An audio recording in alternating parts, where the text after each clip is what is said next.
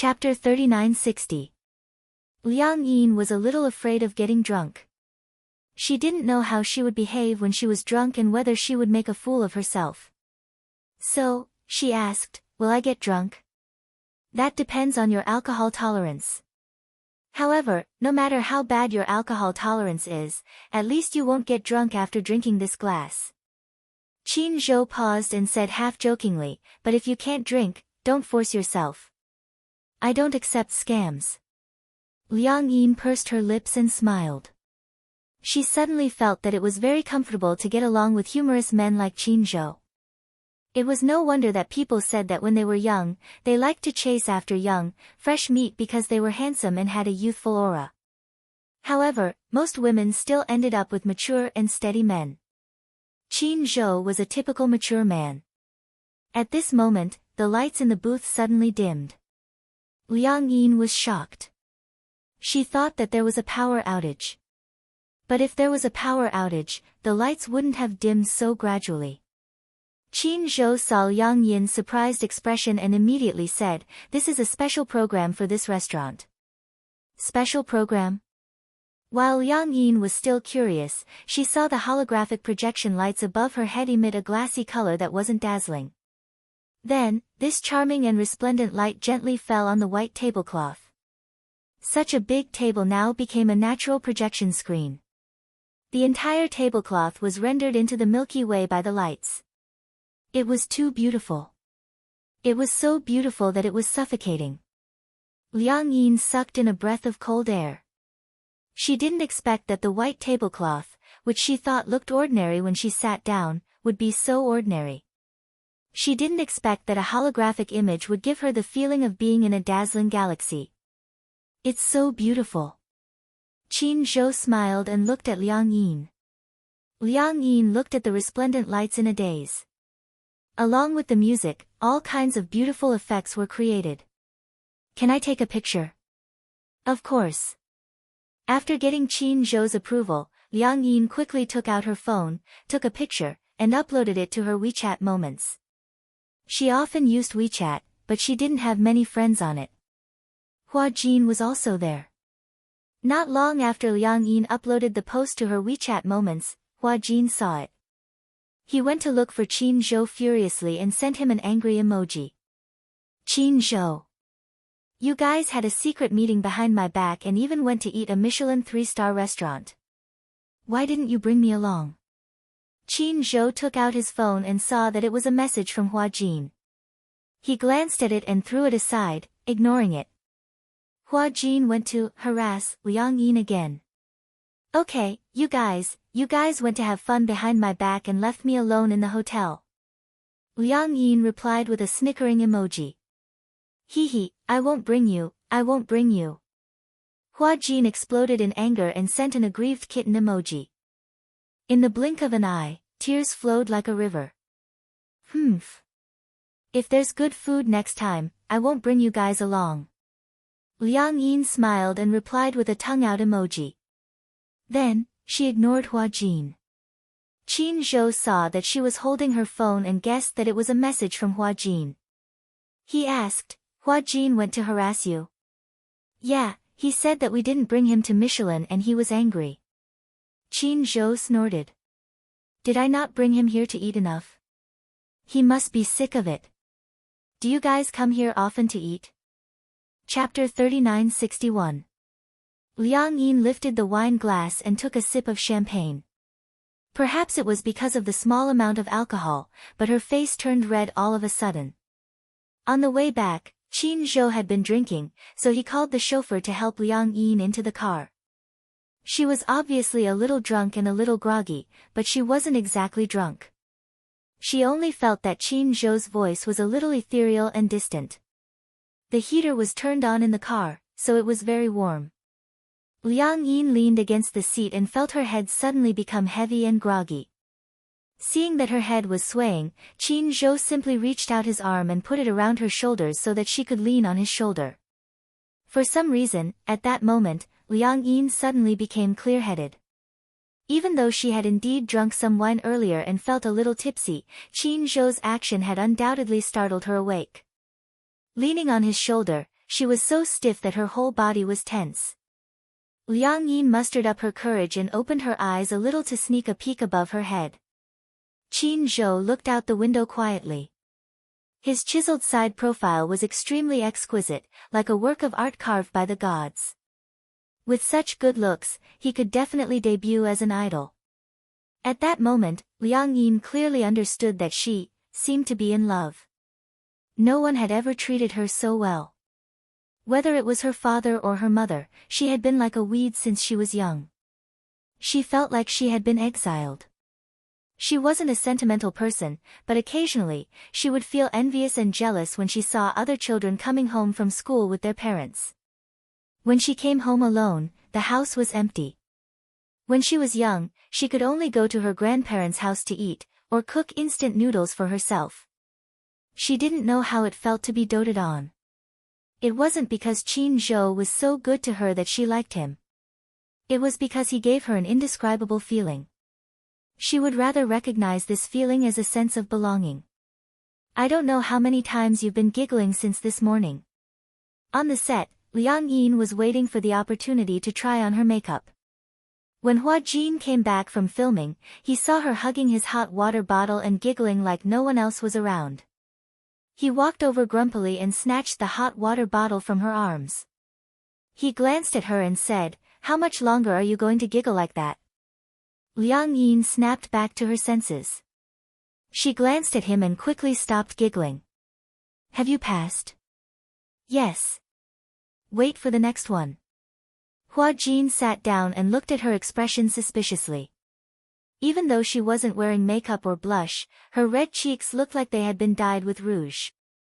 He couldn't help but feel suspicious. "What did you guys do yesterday?" Liang Yin said, "Nothing. I saw you giggling like a fool." Hua Jin smiled wickedly. "Did you make any progress yesterday?" "What are you thinking?" "What else did you do after dinner yesterday?" "We didn't do anything. After dinner, he sent me home and then left." Hua Jin furrowed his brows.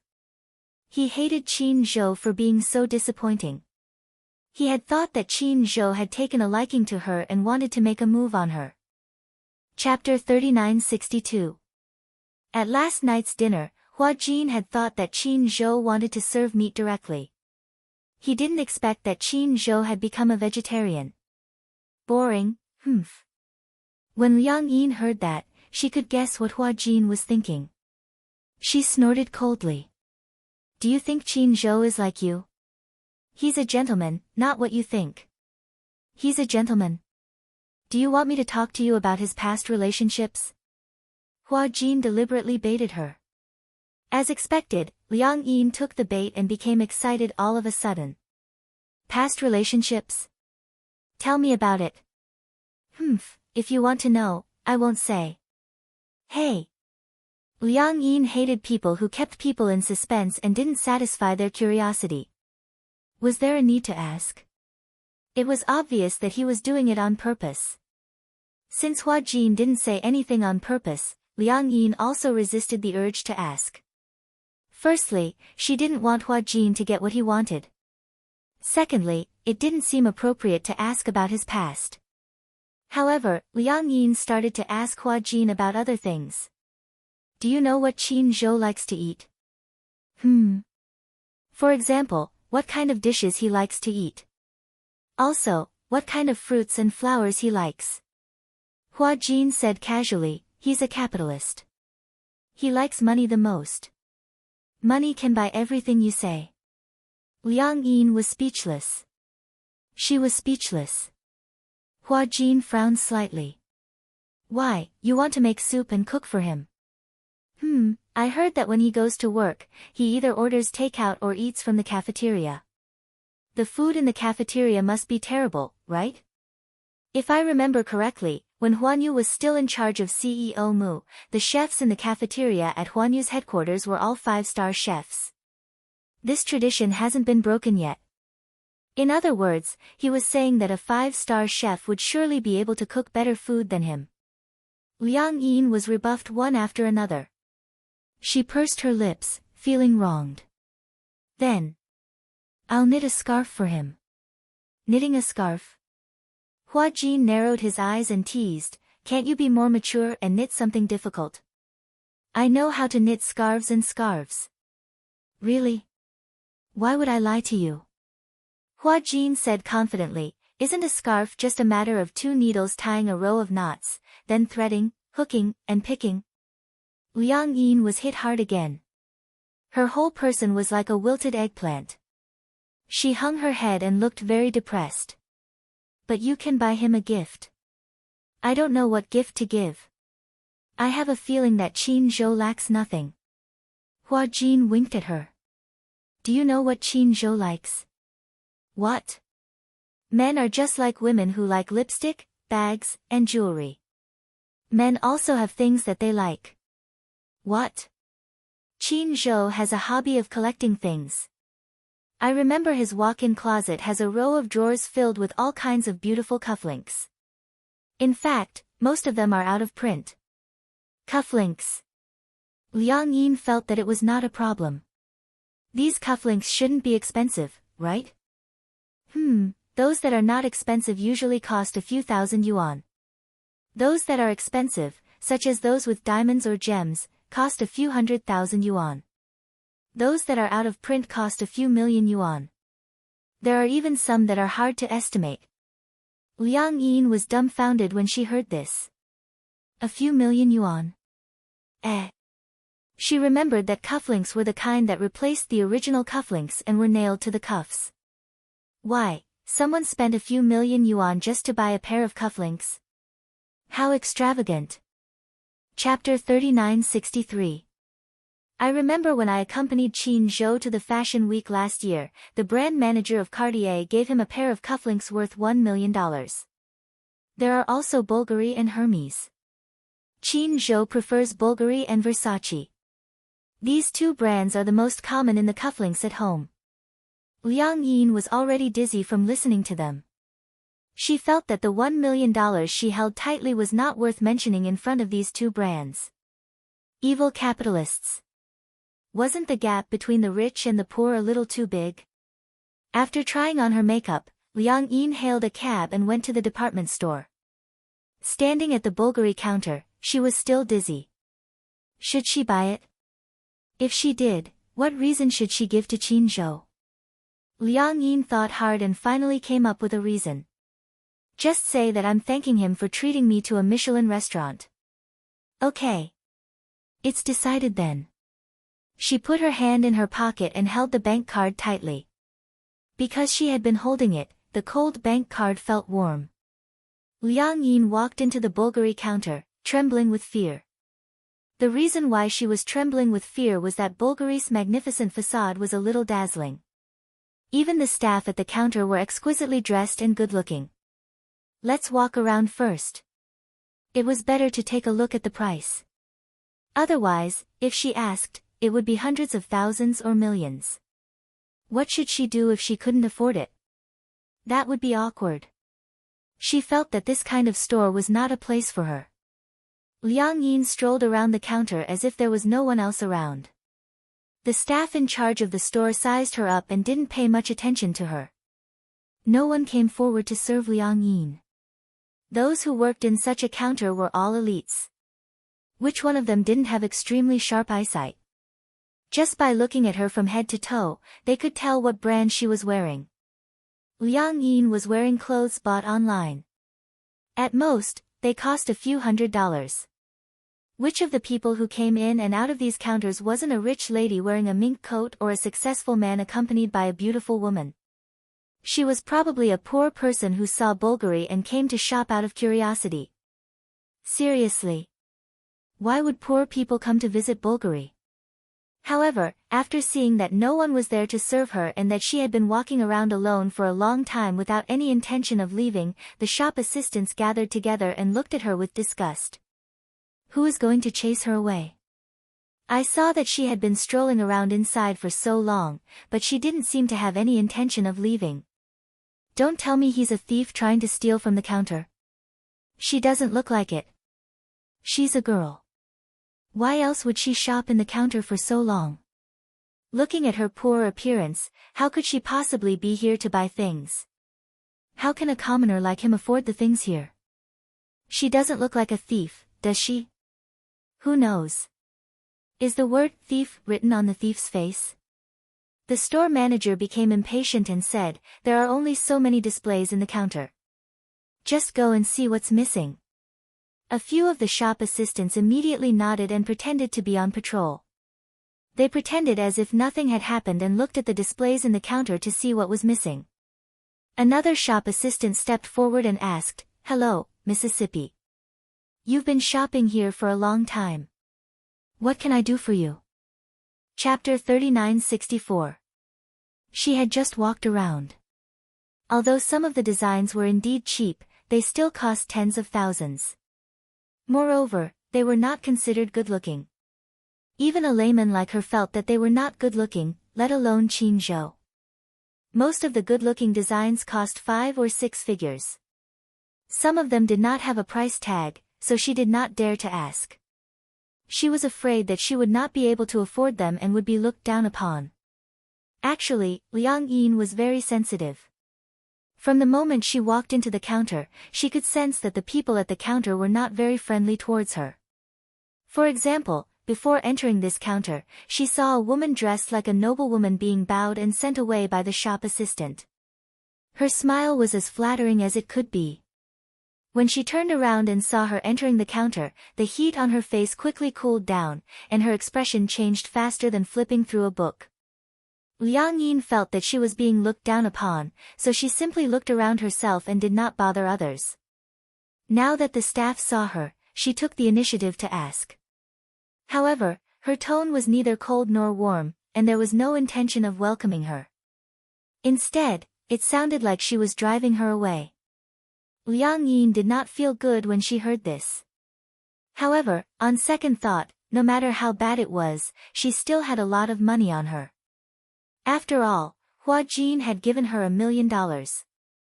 This $1 million could not possibly not be enough to buy a pair of cufflinks here. Thinking of this, she became self-righteous again. I want to buy a pair of cufflinks. Seeing that she had spoken, the staff was a little surprised. She had thought that since she had obviously come forward to drive her away, she would ask for a snub and quickly leave. She did not expect her to say that she wanted to buy cufflinks. Who do you want to buy it for? Liang Yin pondered for a moment and said, I'm buying it for my boyfriend. I see, the staff gave a fake smile and suddenly reminded her dryly, our things here are not cheap. A pair of cufflinks would cost at least 5 figures. Are you sure, you want to buy it? She asked so tactfully because she wanted to indirectly remind her that the things here were expensive and not cheap. She had to think carefully. What if she eagerly introduced them and the customer thought that they were expensive and did not want to buy it? Then wouldn't she be wasting her breath? It was not that they were too snobbish. Indeed, sometimes, in order to welcome a customer, the customer only came to the counter to take a look. It was nothing more than wanting to see the true face of the luxury goods. In fact, they did not really want to buy it. However, he still had to entertain the customers who entered the store. Often, this kind of customer would pretend to walk around, and when the shop assistant introduced them one by one, it was obvious that they couldn't afford it. They would even pompously say, it's not to my liking, and leave. As for the really good customers, they were snatched away by other colleagues. On the surface, these counter clerks got along well with each other, but in fact, all of them were very clear-headed and astute. Why would they go against their own performance? Therefore, for such customers, the staff would push all the blame to their new colleagues. When Liang Yin heard what she said, she was a little displeased. If you can't afford it, why are you here? On the surface, the shop assistant was smiling, but in her heart, she was cursing. She had heard such words countless times. Often, there would be some old ladies dressed in gaudy clothes, pretending to be rich ladies, who would come to the counter to shop, but in the end, they would not buy anything. Okay, then take a look and see if there are any designs that you like. Liang Yin looked again and felt that there were no designs that looked particularly good in the counter. Are all the designs here? Chapter 3965. Of course not. These are the more affordable designs in our store. The really expensive ones have been kept away because many customers touch them with their hands. If the sweat on their hands gets on those gems and diamonds, it will affect their luster. Oh, Liang Yin's eyes darkened when she heard this. The designs on the outside looked so mediocre, but the prices were already in the tens of thousands. Wouldn't the expensive ones cost hundreds of thousands? Liang Yin was a little conflicted. She felt that her wallet was about to be emptied after such a long time. She didn't feel good about it. Forget it. Let's take a look first. It's free to look. These designs don't look good. Show me some nicer ones. The shop assistant muttered, but she couldn't refuse. She said, "Wait for me here." With that, the shop assistant went back to the safe. Just then, another shop assistant walked over, looking a little nervous. "Did you see the sapphire ring on display in cabinet A?" "What's wrong?" The shop assistant also became alert. "Don't tell me, that woman is really a thief." "The sapphire ring is gone." The two of them walked to cabinet A, and indeed, the sapphire ring on display was gone. The two of them were dumbfounded. "It can't be. I was watching her just now. She passed by cabinet A, but I didn't see her touch it." "What do you know? Some thieves are so good at stealing that they can steal things without anyone noticing. Don't let her go. Ask her clearly and I'll ask the store manager. I'm afraid she's been released." "Okay." The shop assistant turned back and walked to Liang Yin. Seeing that she had returned empty-handed, Liang Yin was a little puzzled. Didn't you go to get your cufflinks? The safe isn't open. Look at the others." When Liang Yin heard this, she thought that the shop assistant thought that she couldn't afford it and was patronizing her. She was angry and said angrily, "Forget it. I'm not buying any more." She would go to the other counters to take a look. Didn't Qin Zhou like Versace's brand too? When she passed by, she saw the Versace brand. On the way here, she went online to find out more about the brand's logo. Seeing that Liang Yin was about to leave, the shop assistant stopped her. "You cannot leave." The shop assistant was so excited that she grabbed Liang Yin's wrist. Liang Yin struggled for a moment, and her face turned ugly. "What are you doing? Why aren't you letting him go?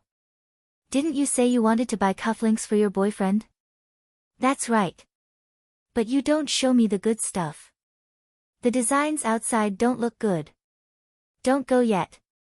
That was all the shop assistant said. She looked around and looked at her colleagues. "What do you mean?"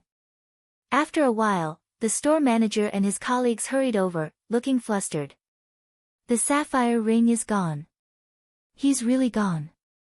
When the shop assistant heard this, she was furious and pushed Liang Yin fiercely. "Take out the ring." Liang Yin was confused. After being pushed, she staggered back a few steps and almost fell. She was furious. "What are you doing? A sapphire ring is missing from our counter." "Did you steal it?" the shop assistant asked angrily. "Ha!" Liang Yin laughed. So she was being treated as a thief. Chapter 3966. However, the shop assistant said righteously, "From the beginning until now, there was no one else in the counter other than you. If you didn't steal it, who else could it be?" Liang Yin was furious. In her mind, thieves were like rats crossing the street. Anyone would be angry if they were treated as a thief for no reason. She was so angry that she was trembling all over, but she tried her best to maintain her composure. She asked calmly, "Then do you have evidence? If you don't, you're framing me." "We'll know once we search you," the shop assistant said. "Search me?" When Liang Yin heard this, she was so angry that she laughed. "Do you know the law? What right do you have to search me? You're not the police. What right do you have to search me?" When she said this, the shop assistant thought that she was guilty. "Are you feeling guilty? Are you scared out of your wits when you heard that we're going to search you? What's there to be scared of?" I didn't steal it, but you don't have the right to search me. Also, don't tell me you have surveillance cameras. You can just check the surveillance footage. The surveillance footage belongs to the mall. Without the police's permission, we don't have the right to check it. After a pause, the shop assistant said, I advise you to take out the things you stole quickly. Otherwise, we'll call the police. When the police come and prove that you've stolen, you'll have a criminal record. Do you understand? Liang Yin was so angry that she was trembling all over. A sense of humiliation welled up in her. She said firmly, anyway, I didn't take it, so you don't have the right to detain me.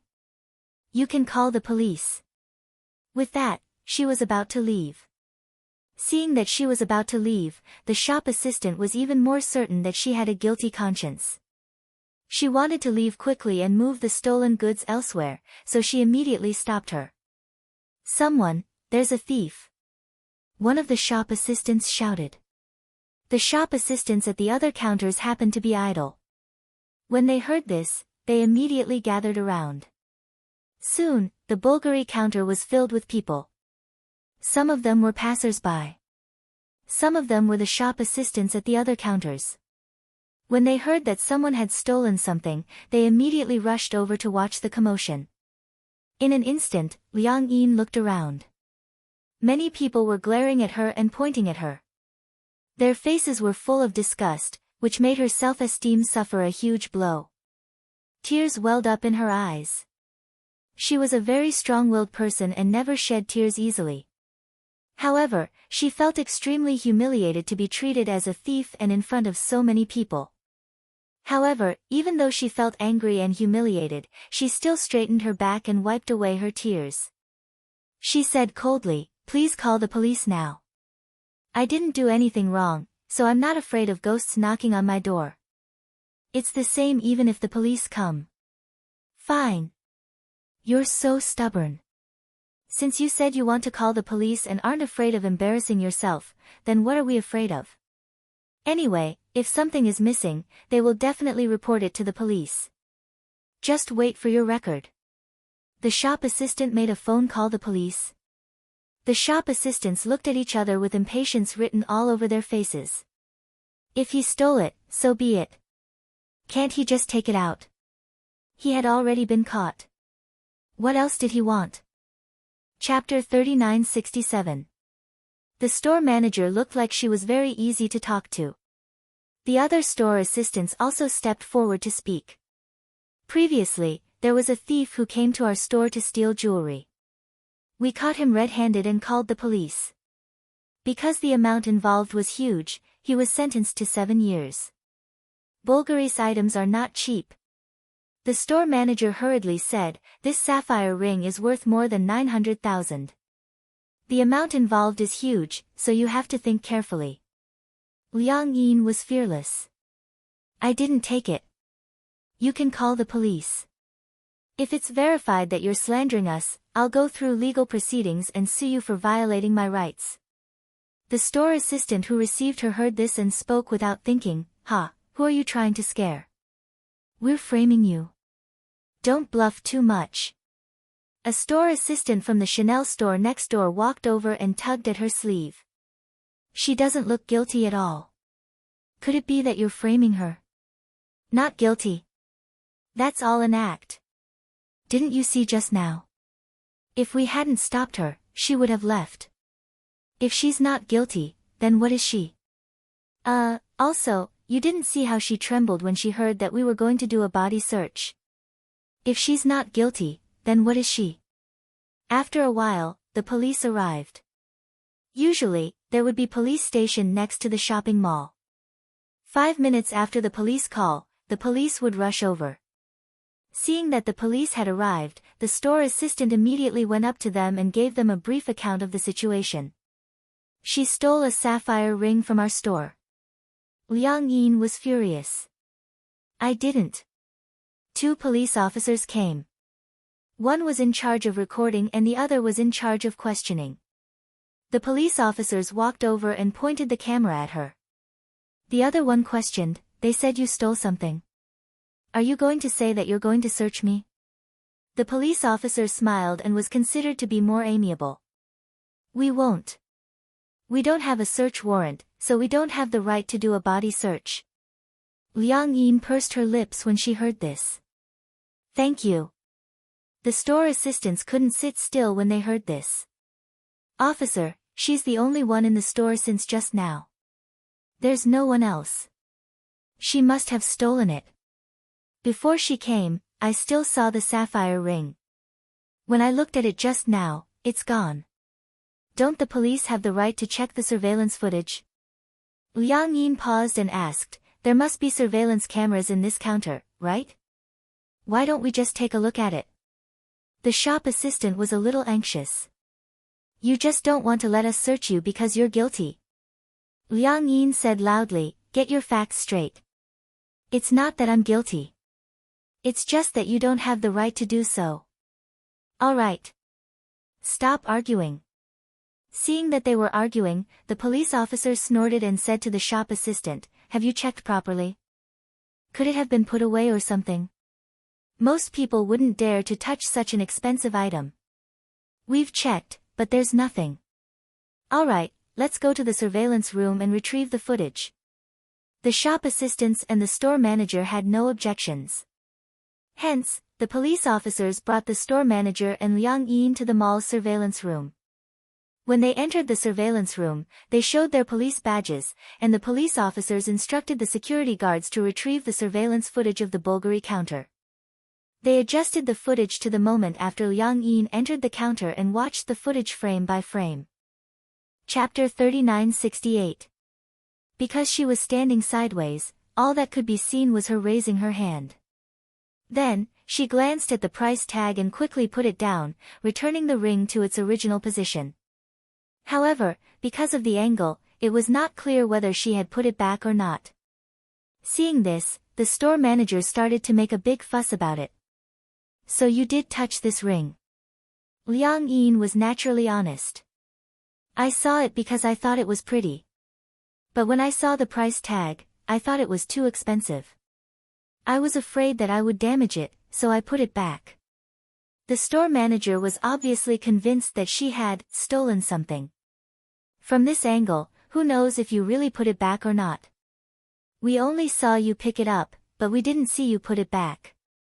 Look, the store manager pointed at the screen and said, you're obviously bluffing. Actually, you didn't put it back, did you? Actually, the item is still on you. Liang Yin was furious. How would I know where the surveillance cameras are? Maybe you've overstepped the mark. Don't be unreasonable. Aren't you obviously trying to search me? Liang Yin was obviously exasperated as well. Let me tell you, if you want to search me, I won't give it to you. The store manager was furious when he heard this. He pointed at her and complained to the police officer, Officer, take a look, take a good look. What's with her attitude? She's not cooperating with the investigation at all. Liang Yin retorted, am I a criminal? Why should I cooperate with your investigation? The police officer chided, both of you, stop arguing. Calm down. This matter couldn't be concluded based on just a few actions. Aren't you pushing it a little too far if you want to convict her like this? As he spoke, the police officer turned around and advised Liang Yin, Miss, I'm sure you've seen the video. Indeed, from this angle, we couldn't have seen you put the item back in its original position. Of course, we don't have the right to search you, but if you're willing to cooperate with us, you can prove that you're innocent. What's wrong with that? Let us check your belongings. If you really don't have anything, you just have to cooperate with us to make a statement and you can go home. Nothing will happen. Liang Yin insisted, I'm only following the rules. Unless you have a search warrant, I promise to cooperate with you.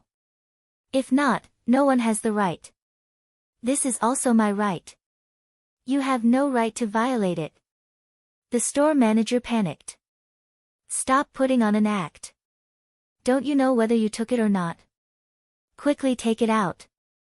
Although this sapphire ring wasn't the most expensive one in the store, it was still worth a few 100,000 yuan. If it disappeared for no reason, the store manager would also be held responsible, and he would lose his golden rice bowl. Of course she was anxious. She might even have to pay for it. How could she afford something that cost hundreds of thousands? As a result, his emotions began to rise. Liang Yin's attitude was still firm. Give up. Do you think I'm the kind of person who would humiliate myself? I'm clearly innocent, so why should I be searched? Only criminals are searched, right? The store manager also clamored, if you're innocent, then why do you look so guilty? Just take out your belongings for us to see. If you really don't have anything, who would be willing to waste time on you? Chapter 3969. Liang Yin was furious. She pursed her lips. She wanted to cry, but she held it in and swallowed her grievances. If she were to show weakness in front of such a person, that would be the greatest insult to her. The two of them continued to waste time. The police were in charge of looking at the surveillance footage. After looking at it, other than the one suspicious point, they couldn't find any problems. They were at their wits' end. Could it have fallen into a corner? The policeman proposed such an idea. The store manager immediately said, that's impossible. There can't be a blind spot. Liang Yin retorted, who knows if you stole it? The store manager retorted angrily, watch your mouth. Liang Yin ignored her and sat down on the chair with her back facing the store manager. She didn't say a word. No matter how the store manager tried to provoke and humiliate her, she tried her best to look indifferent. Soon, the regional manager rushed over. When he heard that a ring was missing, he appeared anxious and reprimanded the store manager. Why is a ring missing all of a sudden? What's going on? The store manager pursed her lips and gestured at Liang Yin, who was sitting at the table. She said sarcastically, I suspect that she stole it. The regional manager glanced at Liang Yin and threw a question at the store manager. Do you have any evidence? No, that's bullshit. The regional manager said harshly, if this ring is gone, you can pack your bags and get lost. I can't protect you anymore. The store manager bit her lip and watched the regional manager leave. When she looked at Liang Yin again, her eyes were filled with resentment. It's all your fault. Without any warning, she suddenly pounced on Liang Yin and gave her 2 tight slaps on the face without any explanation. You must have stolen it. Liang Yin wasn't one to be taken advantage of. Not to be outdone, she retaliated with a slap. Don't be unreasonable. The store manager was obviously worried that she would lose her job. She grabbed her clothes and wanted to force her to hand over the ring. You're not willing to let us search it because you have a guilty conscience. You're not willing, right? This is not up to you. As he spoke, he reached out to touch her pocket. The two of them started to wrestle. However, the store manager was obviously anxious. After a while, Liang Yin was at a disadvantage and was pushed to the ground. Her hair was messy and she was in a sorry state.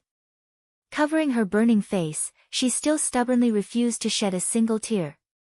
The police hurriedly came up to stop them and finally separated the two of them. The store manager shouted, "Officers, she's the thief. Take her back to the police station for investigation. Search her body. I guarantee you'll find something." Liang Yin's eyes were red as she glared at her fiercely. Once again, she explained hoarsely, "I didn't." After saying that, he was so angry that his whole body trembled. At this moment, his phone suddenly rang. Liang Yin realized that the voice came from her bag. She took out her phone and saw the name, Qin Zhou. At that moment, for some reason, tears fell helplessly from her eyes. Cry. You're still crying. What right do you have to cry? Liang Yin ignored her. She didn't want to pick up Qin Zhou's call. After all, she was in such a sorry state and she didn't want him to see her in such a sorry state. However, Qin Zhou called again. Liang Yin guessed that something must have happened, so she picked up the call. Chapter 3970. Liang Yin held her breath but didn't say anything. However, Qin Zhou sensed that something was amiss from her heavy breathing. What's wrong? Are you crying? Liang Yin knew that she couldn't hide it any longer. She covered her mouth and choked out, I'm fine. Qin Zhou was sure that she was crying. He knew that she had been wronged. His tone wasn't anxious as he asked gently, what happened? Tell me. Liang Yin didn't want to talk about it. However, Qin Zhou was very capable. His tone was gentle and extremely patient. Soon, Liang Yin's psychological defenses were completely broken. I didn't steal anything, she choked out, I really didn't. Why don't you believe me? Qin Zhou finally felt a little nervous. Where are you? I'll come over right away. Seeing that she was stammering, the store manager didn't think twice before snatching her cell phone and speaking into the microphone, hello, I'm the store manager of the Bulgari counter. May I know how you are related to her? Liang Yin panicked and reached out to snatch her cell phone back. However, the next second, she heard the store manager's suspicious tone. Are you her boyfriend? Boom, it was as if something had exploded in her head. She widened her eyes in shock. Qin Zhou, what did he say over the phone? He claimed to be her boyfriend? She found it hard to believe. In any case, come over here. Your girlfriend is suspected of stealing jewelry and is being detained by the police. The store manager told him the address. 20 minutes later, Qin Zhou arrived very quickly. He had been driving past the department store and had wanted to ask Hua Jin and Liang Yin out for dinner to discuss the contract signing. He had made a call, but when he heard that something had happened, he immediately turned around and rushed over. Qin Zhou pushed open the office door and saw the layout of the room. The police stood beside the surveillance camera while the store owner crossed his arms in front of his chest, looking very arrogant. Meanwhile, Liang Yin was slumped on a chair. Her messy hair covered half of her face and her expression couldn't be seen clearly. However, she was curled up and looked very lonely, like a frightened rabbit. When the store manager saw Qin Zhou, he was shocked. Qin Zhou was wearing a suit. Anyone with a discerning eye could tell at a glance that he was an elite. He was handsome, tall, and had an inviolable aura. For some reason, his appearance made the store manager feel a little guilty. Was this her boyfriend? He seemed to be a wealthy and respectable person. With such a boyfriend, the suspicion of stealing was not high. However, there were also rich people who stole things. Perhaps this woman had some special fetishes. Thinking of this, she forced herself to calm down. Qin Zhou didn't even look at the others. He walked straight to Liang Yin and gently placed his hand on her shoulder. Liang Yin's shoulders trembled slightly. She finally raised her head and looked at Qin Zhou. Tears welled up in her eyes, but they refused to fall. She didn't dare to look at him, afraid that he would see her in such a sorry state. Qin Zhou raised his head and finally glanced at the others. He snorted coldly and said, "Can anyone explain this to me?" Just as the police were about to say something, the store manager beat them to it and explained the ins and outs of the matter clearly. When Qin Zhou heard this, he sneered, obviously disdainful. Chapter 3971. The store manager was speechless. Very well. Qin Zhou said politely, "Get your manager here." Our manager? The store manager said, "Chase our regional manager away." I didn't mean the regional manager. Qin Zhou said again, "Get your general manager here." The store manager said tactfully, "We don't have the authority." Qin Zhou smirked. "Oh, is that so?" He sent a text message. After about 10 minutes, the general manager of the mall rushed over. I was wondering who it was. So it's CEO Qin. What can I do for you, Boss Qin, for? The store manager and the police officer were completely dumbfounded. Especially the store manager, his mouth was so big that it could fit an entire egg.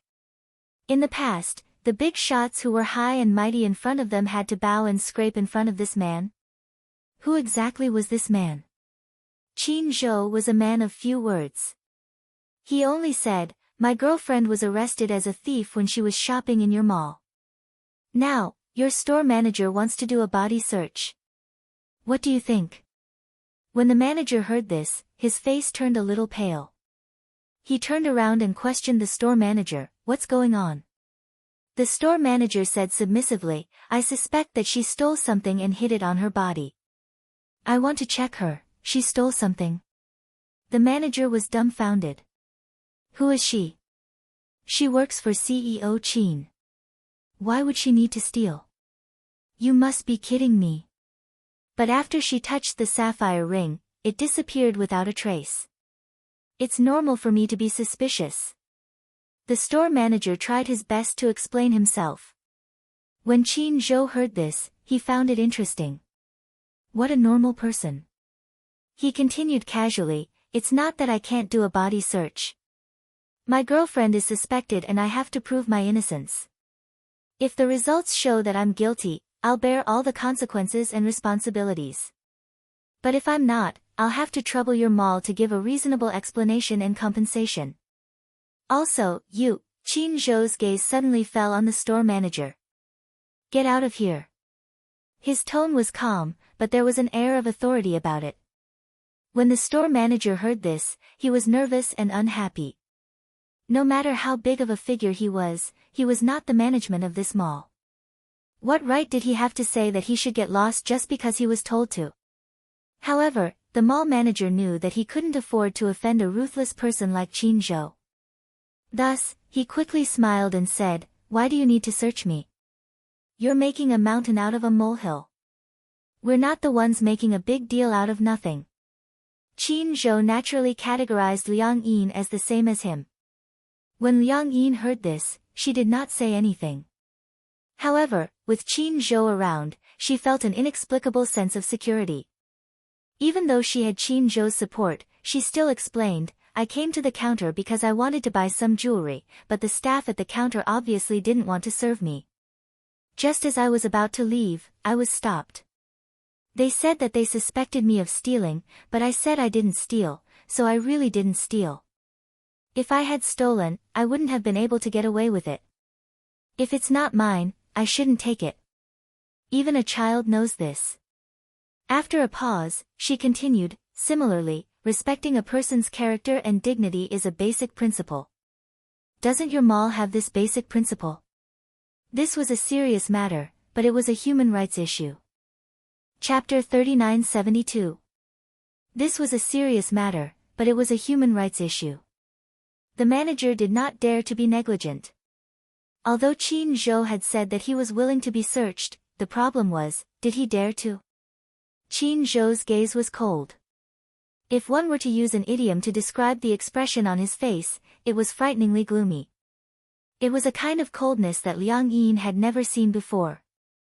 When Chin Zhou said that she was willing to cooperate with the search, she didn't feel sad at all. She knew that Chin Zhou wouldn't let her suffer any losses. At that time, if he was really searched, not only would the store manager be fired, he would also lose his official position. Even if this woman really stole hundreds of thousands of yuan worth of jewelry, he would not dare to search her. If he really found something, he would offend Chin Zhou even more. Hence, the manager naturally wanted to turn the tide.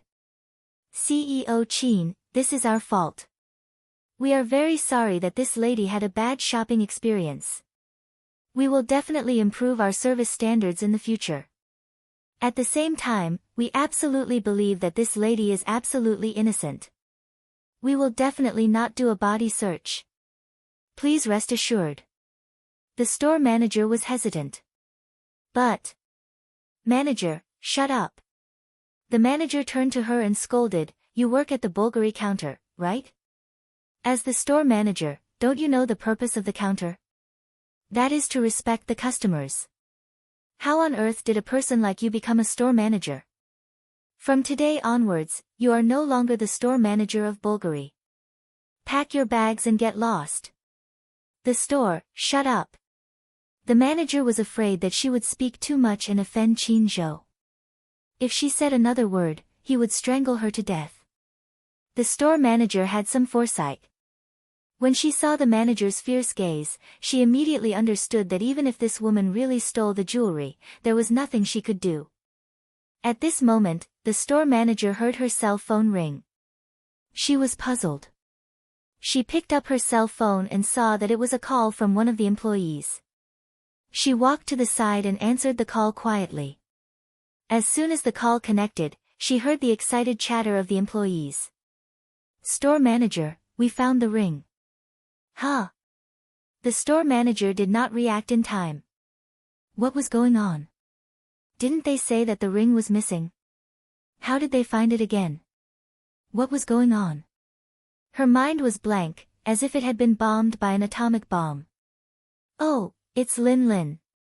The ring fell into the gap of the ring holder. She looked for it for a long time but could not pry it open. "It's here, it's here." This was great news. The store manager's face turned pale. The ring. She found it. Could it be that they had really wrongly accused someone?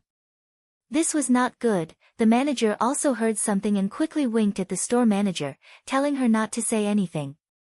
The store manager understood what was going on, so he didn't say anything. However, Qin Zhou's ears were sharp, and he caught the slightest hint of rustling grass in the wind. "Oh, you found the ring."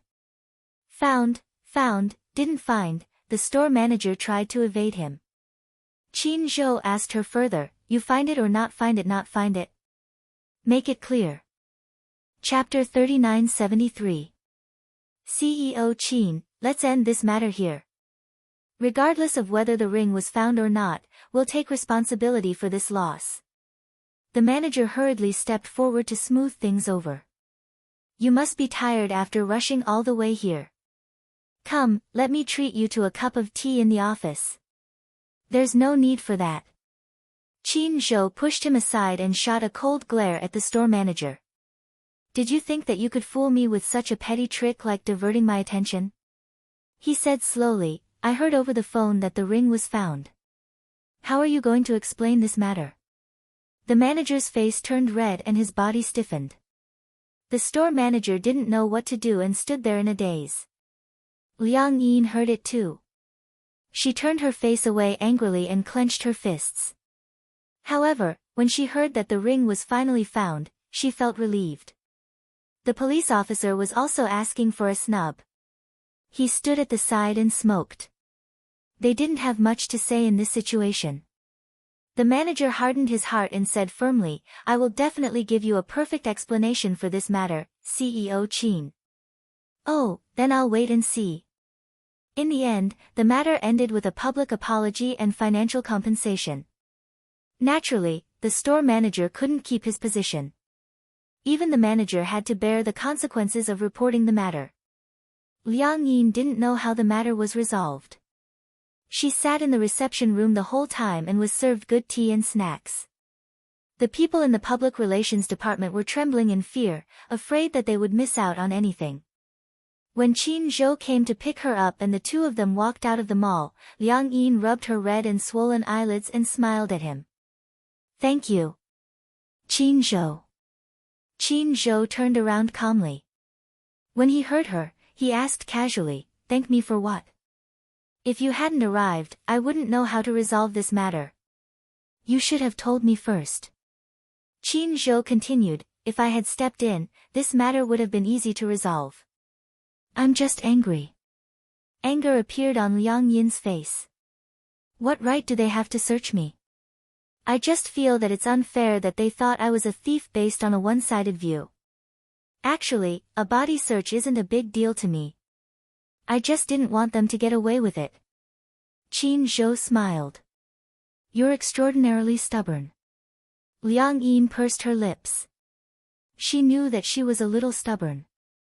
"Why did you want to shop at Bulgari?" Qin Zhou pretended to ask casually.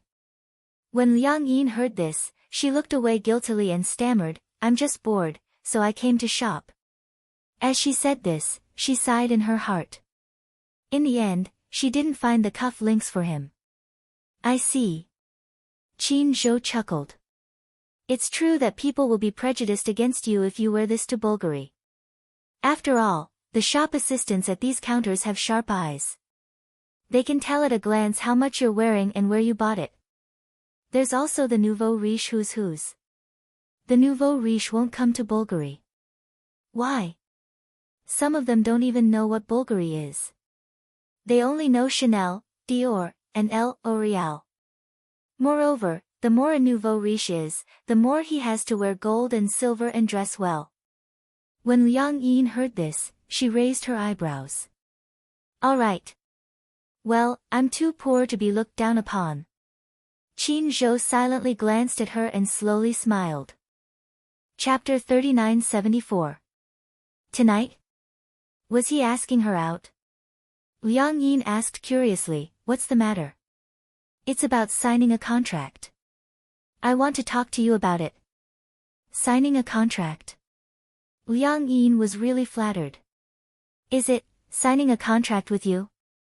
Yes, with Huan Yu, Qin Zhou replied. Ah, Liang Yin pondered for a moment. Then, will you be my manager? Qin Zhou heard this and asked with interest, you want me to be your manager?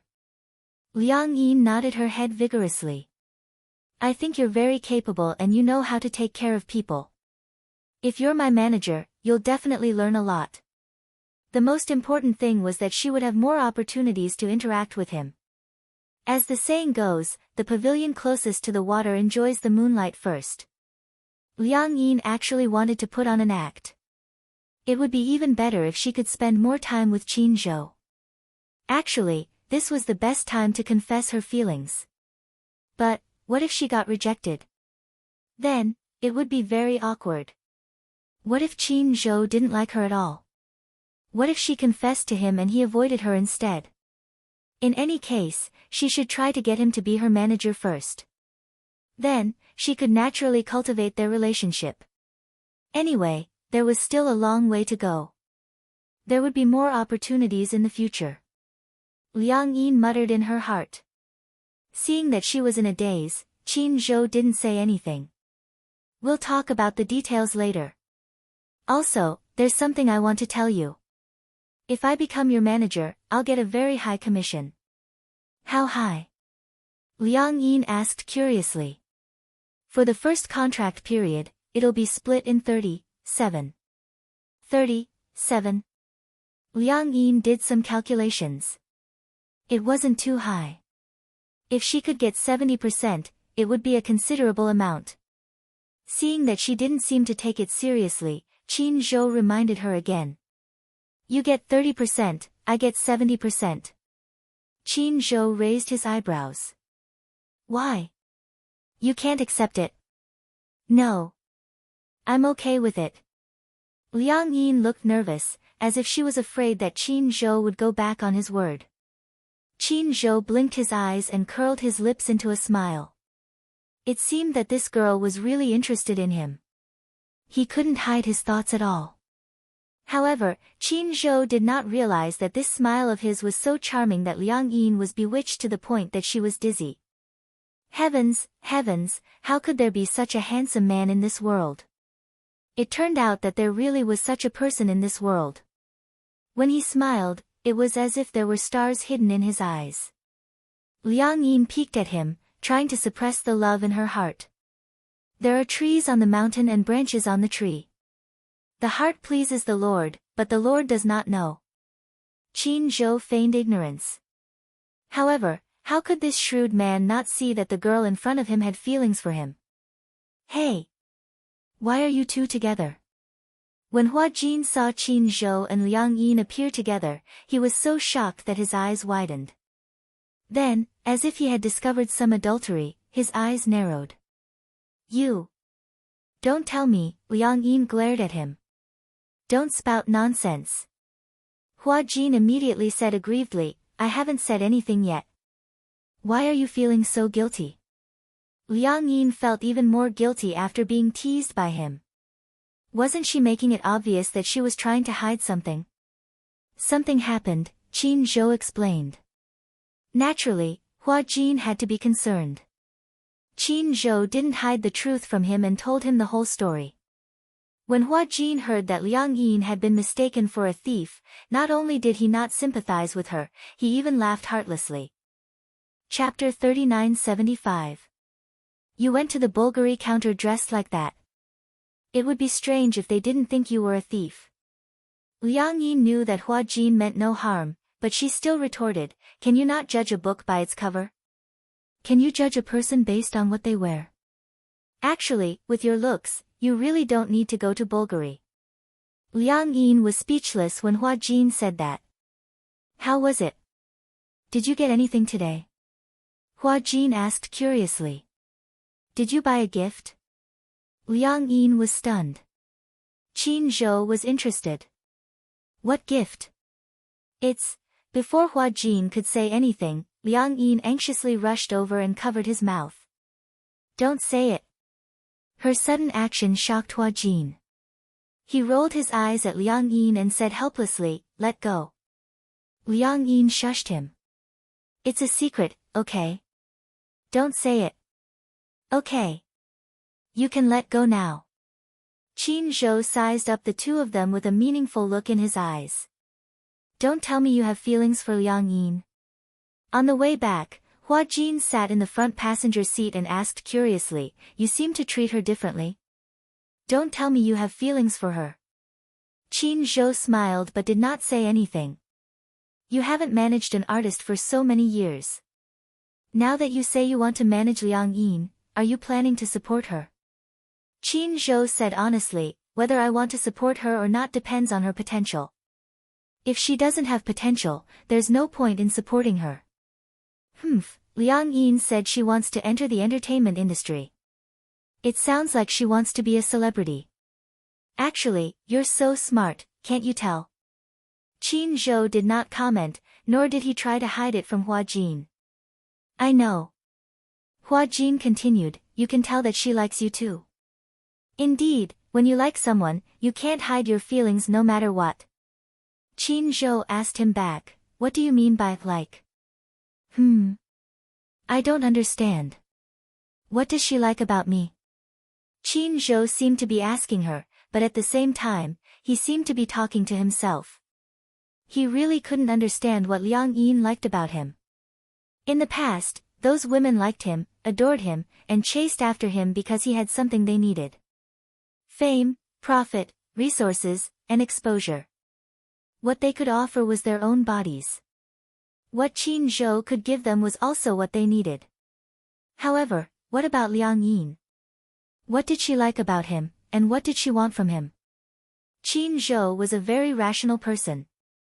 He was so rational that he would try his best to analyze the situation. However, he couldn't figure out what level Liang Yin's love for him was on. You're handsome. Hua Jin was the first to say, nowadays, girls are picky about looks at first sight. You have the face of a celebrity who can debut. You must have left a good impression. Just based on looks? Qin Zhou couldn't help but smile. Just because of this reason, she can easily talk about love. She's really a young girl who hasn't grown up yet. Hua Jin rolled his eyes helplessly. To her, you're an old bull and she's a young grass. She's still young. Moreover. Chapter 3976. Using rational thinking to explore something as irrational as love, is there a problem in itself? Qin Zhou frowned but didn't say anything. Moreover, Qin Zhou, have you ever loved someone? Do you know what love is? Love isn't just because you have a woman and you've been together. That's love. Actually, I don't think you understand what it means to like someone at all. Hua Jin's words had a huge impact on Qin Zhou's emotions. He didn't count as love. Those women in the past didn't count as love. Qin Zhou came back to his senses and glanced coldly at Hua Jin through the rearview mirror. His tone was obviously unhappy. You seem to be unusually talkative today. Hua Jin also realized that Qin Zhou was impatient, so he laughed and said, I drank too much, don't mind me. Qin Zhou snorted coldly and didn't say anything else. It was dead silent in the car. For Qin Zhou, feelings should be a reason for an equivalent exchange. You give me a sense of security, and I give you warmth. To him, it was just a ritual exchange. The reason why people liked someone was purely because they were lonely. Therefore, they wanted to comfort themselves and fall in love regardless of their own safety. At the end of the day, humans were still selfish creatures. In order to give their feelings something to rely on, they wanted to find someone they liked at all costs to satisfy themselves. Therefore, Qin Zhou had always disapproved of things like feelings. He felt that the real sacred love was too marvelous and dignified to be praised by others. He didn't like to be superficial. The two of them were just looking for what they wanted under the guise of love. Hua Jin asked, "Do you like her?" Qin Zhou didn't say anything. Hua Jin bumped his arm and said, "Answer my question." He asked in return, "If someone likes you, must you reciprocate?" Hua Jin laughed and quickly tried to distance himself from her. "I didn't say that." Qin Zhou smiled. "I don't think I like her. I just feel that she's a little interesting. Sometimes, I also feel that she's very cute." For many years, he hadn't had such a girl who brought him a different kind of joy. Hua Jin snorted and said, "If you don't like her, you should break up with her as soon as possible. Based on my understanding of her, she's such a coward. She would never confess to you so early. If this situation continues, she might spend a few years of her youth on you. If you don't like her, don't waste her time. However, I feel that feelings can still be nurtured. I feel that Liang Yin isn't bad." Qin Zhou hissed. "So, are you trying to matchmake us or dissuade us?" "I didn't say anything. It's your decision. I'm just a bystander." As he spoke, Hua Jin said enviously, "It's so nice that there's still such a simple-minded girl in this world. If you like someone, you'll like him. You'll like him silently, and your heart will fluctuate because of his every move. I haven't felt this way in a long time." Unrequited love was the truest feeling in the world. She liked him. Perhaps because of his smile, the world would suddenly become bright and sunny. Perhaps because of his words, the world would become stormy. Chapter 3977. When Qin Zhou heard this, his gaze went blank for a moment. Liang Yin returned home, took a shower, brushed her teeth and lay on the bed. She opened the gift box on the stool and inside were 3 pink champagne roses. These were the flowers that the restaurant had given her for dinner and Qin Zhou had given them to her. To her, these were undoubtedly gifts from Qin Zhou. She took a vase from the balcony. After washing it clean, she put in some nutrient soil and filled it with water. Then, she carefully placed the 3 champagne roses into the vase. This was the first time in her life that she had received flowers from someone. Even though she knew that roses like these were hard to grow and would wither easily, she still couldn't bear to throw them away. Instead, she took care of them carefully. She placed them on the windowsill. She leaned on the table and stared at the blooming roses in the vase in a daze. This was the time when the roses were at their most beautiful. She was mesmerized for a moment. The next day, she rushed to the set to sign in. As Qin Zhou had arranged for her to join the set, the crew members were especially enthusiastic about her. After arranging for her to stay in a hotel, she was pleasantly surprised to find that she was staying in the room next to Hua Jin's. They were neighbors again. This was good. At least, staying next to Hua Jin meant that they were more familiar with each other. On the set, to her, everything was unknown and unfamiliar. Although she had acted for Hua Jin before, now that she had returned to her role, the experience was different. After putting away her luggage, she took out the vase from the tightly wrapped plastic bag and carefully placed it on the windowsill, trying to let it bask in more sunlight. The doorbell suddenly rang. Liang Yin turned around in confusion, thinking that it was Hua Jin. She immediately went up and opened the door, only to see a stranger. No. She was sluggish for a few seconds before she reacted quickly. She recognized the man in front of her as the general manager she had seen at the department store yesterday. "Why are you here?" Liang Yin's face quickly revealed a conflicted expression. It was obvious that she was still brooding over what had happened yesterday. She wasn't a petty person, but she wasn't a magnanimous person either. She would easily throw the unpleasant matter to the back of her mind. Liang Yin asked impatiently, "What are you doing?" "Miss Liang, hello. It's like this. For yesterday's unpleasant matter, we would like to sincerely apologize to you once again. This is a small token of our appreciation, we hope you can accept it." As the manager spoke, the assistant behind him respectfully presented a gift box. The assistant opened the gift box and saw that the exquisite packaging was covered with a thick layer of pink rose petals, and in the middle lay a small but extremely bright jewelry box. The reason why it was described as resplendent was because the surface of the box was inlaid with sparkling and translucent crystals. Liang Yin looked at them suspiciously. "What's this?" "This is a small gift from us. We hope you'll accept it." "Intentions?" "You'll know when you open it." Liang Yin carefully opened the box, only to see a pile of purple pearl earrings inside. Her expression froze. "Jewels? I hope you like it." The manager's expression was as sincere as it could be. However, Liang Yin did not seem to like it, nor was she happy. Chapter 3978. This is, "You're just trying to please Qin Zhou." For some reason, Liang Yin was a little angry.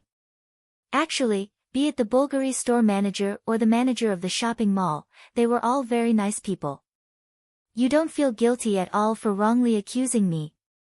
We're sincerely apologizing to you." Liang Yin sneered. "Humph, you're apologizing because you're afraid of Qin Zhou. You're afraid that he'll catch up with his drama. You're apologizing not because you respect me, but because you're afraid of taking responsibility." When the manager heard this, he felt very wronged. "Oh my God, isn't that nonsense? Qin Zhou already said that you're his woman, how could they dare to offend you? Miss Liang, please understand.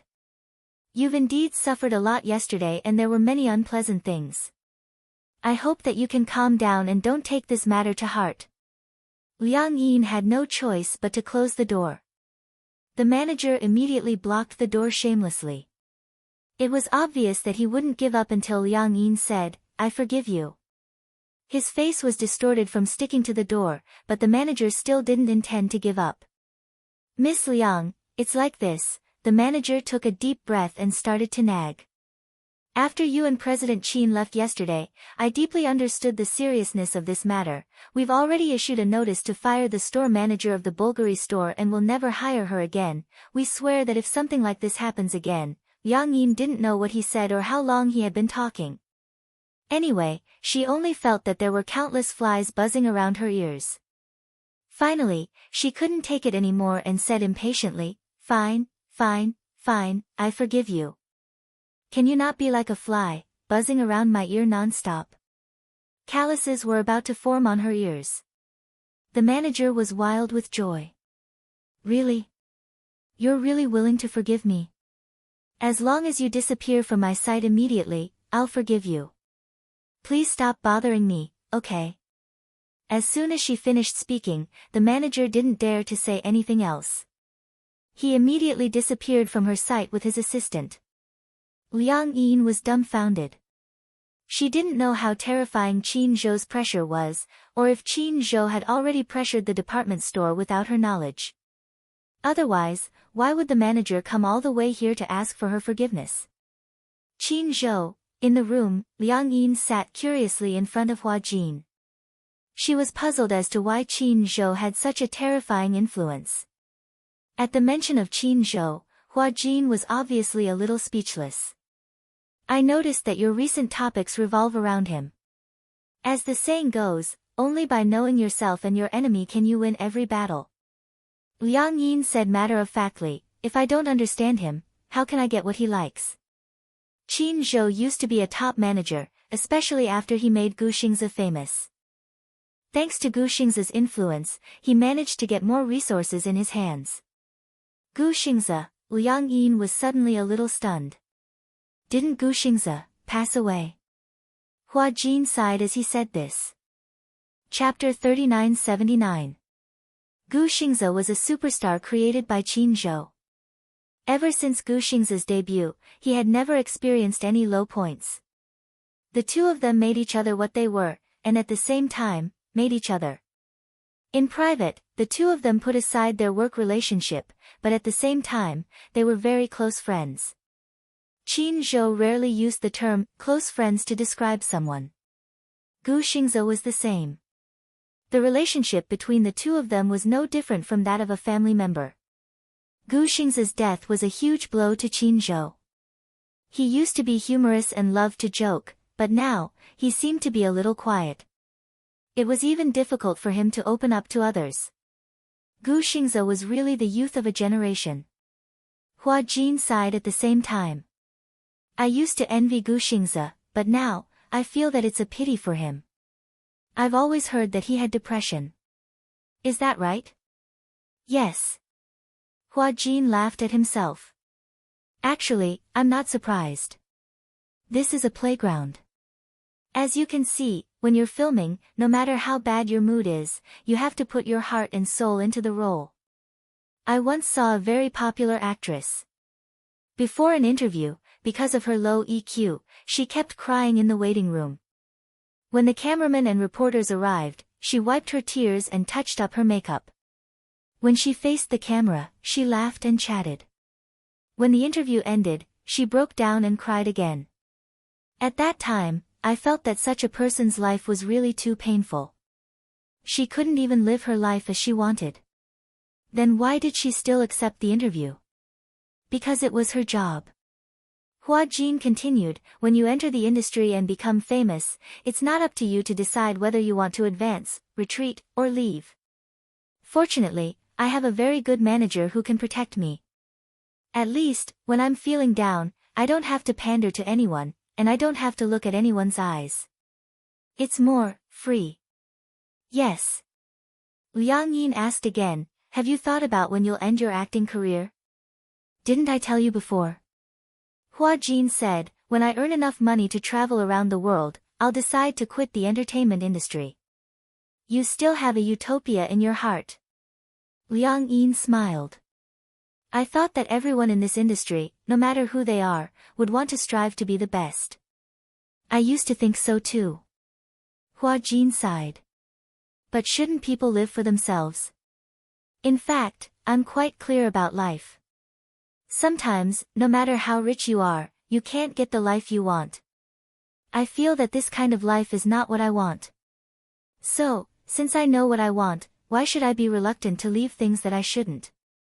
When Liang Yin heard this, she couldn't help but be a little absent-minded. The next day. Huanyu office building. Qin Zhou specially sent a car to pick up Liang Yin and officially signed the contract.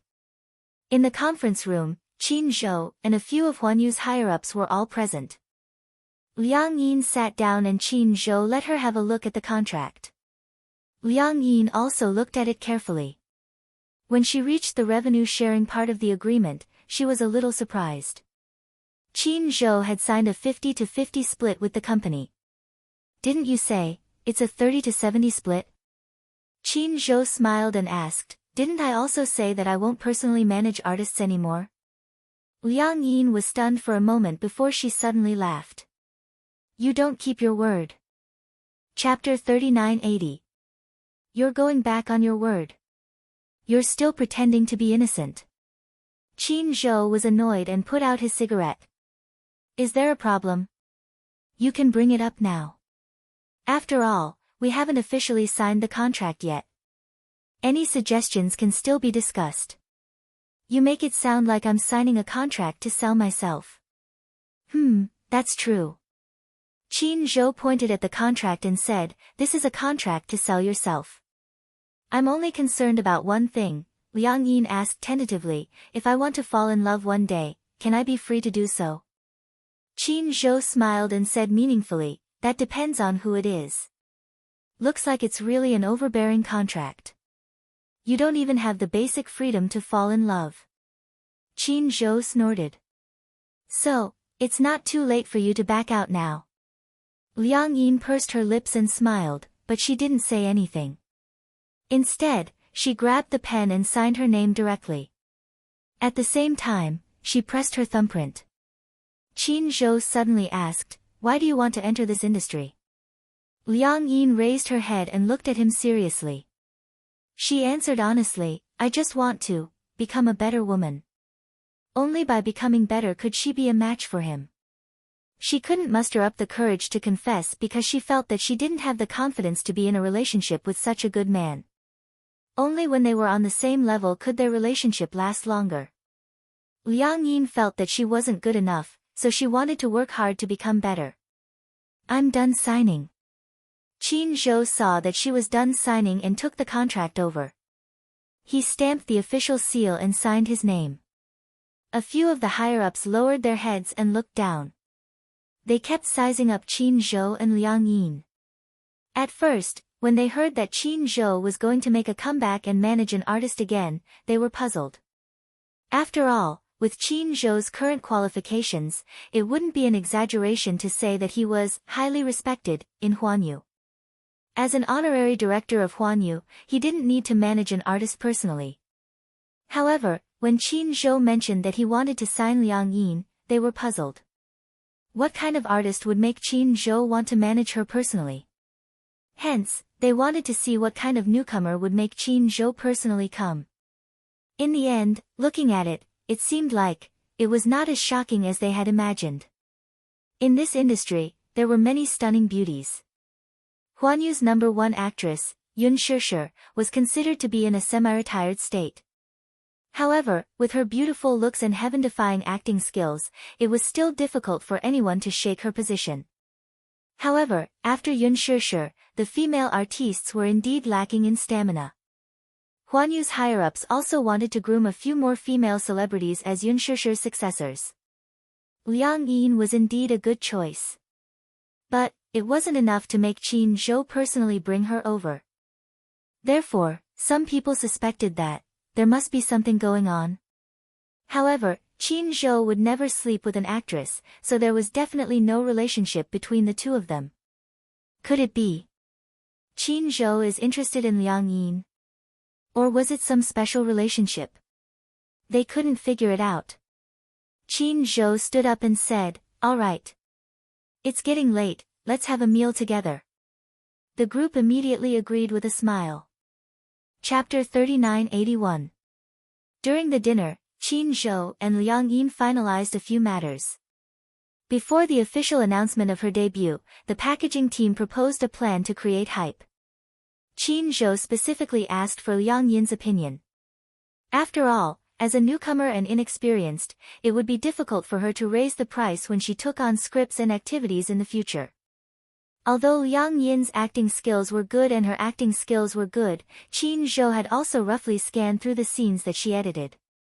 Her acting skills were indeed on point and she was very intelligent and talented. This point was really commendable. It showed that she had good qualifications and her future potential was limitless. But in this industry, there were a lot of talented people and there was never a lack of talent in acting. Under this premise, she had to make a name for herself before she could get attention. Only by getting attention, could Liang Yin's acting skills and potential be discovered by the audience. Fame in the entertainment industry needed something to talk about. Only with something to talk about would there be exposure. In such a messy industry, exposure was what they really needed to work on. The packaging team proposed to create hype about Liang Yin and Hua Jin's relationship. At first, Qin Zhou did not agree. However, creating hype about a relationship was a tried and tested method. In the entertainment industry, there were not only contractual couples but also contractual couples. As the name implied, they were together for benefits. On the surface, they pretended to be a loving couple, but in reality, they were having their own private affairs. The public relations team repeatedly promised that they would not create any scandals that were too outrageous. Only then did Qin Zhou relent and let the team come up with a proposal. After he read it and found that there were no problems, they would talk about the next step. Before her debut, Qin Zhou had also finalized a training schedule for Liang Yin. Dancing and singing were the two areas that she would focus on.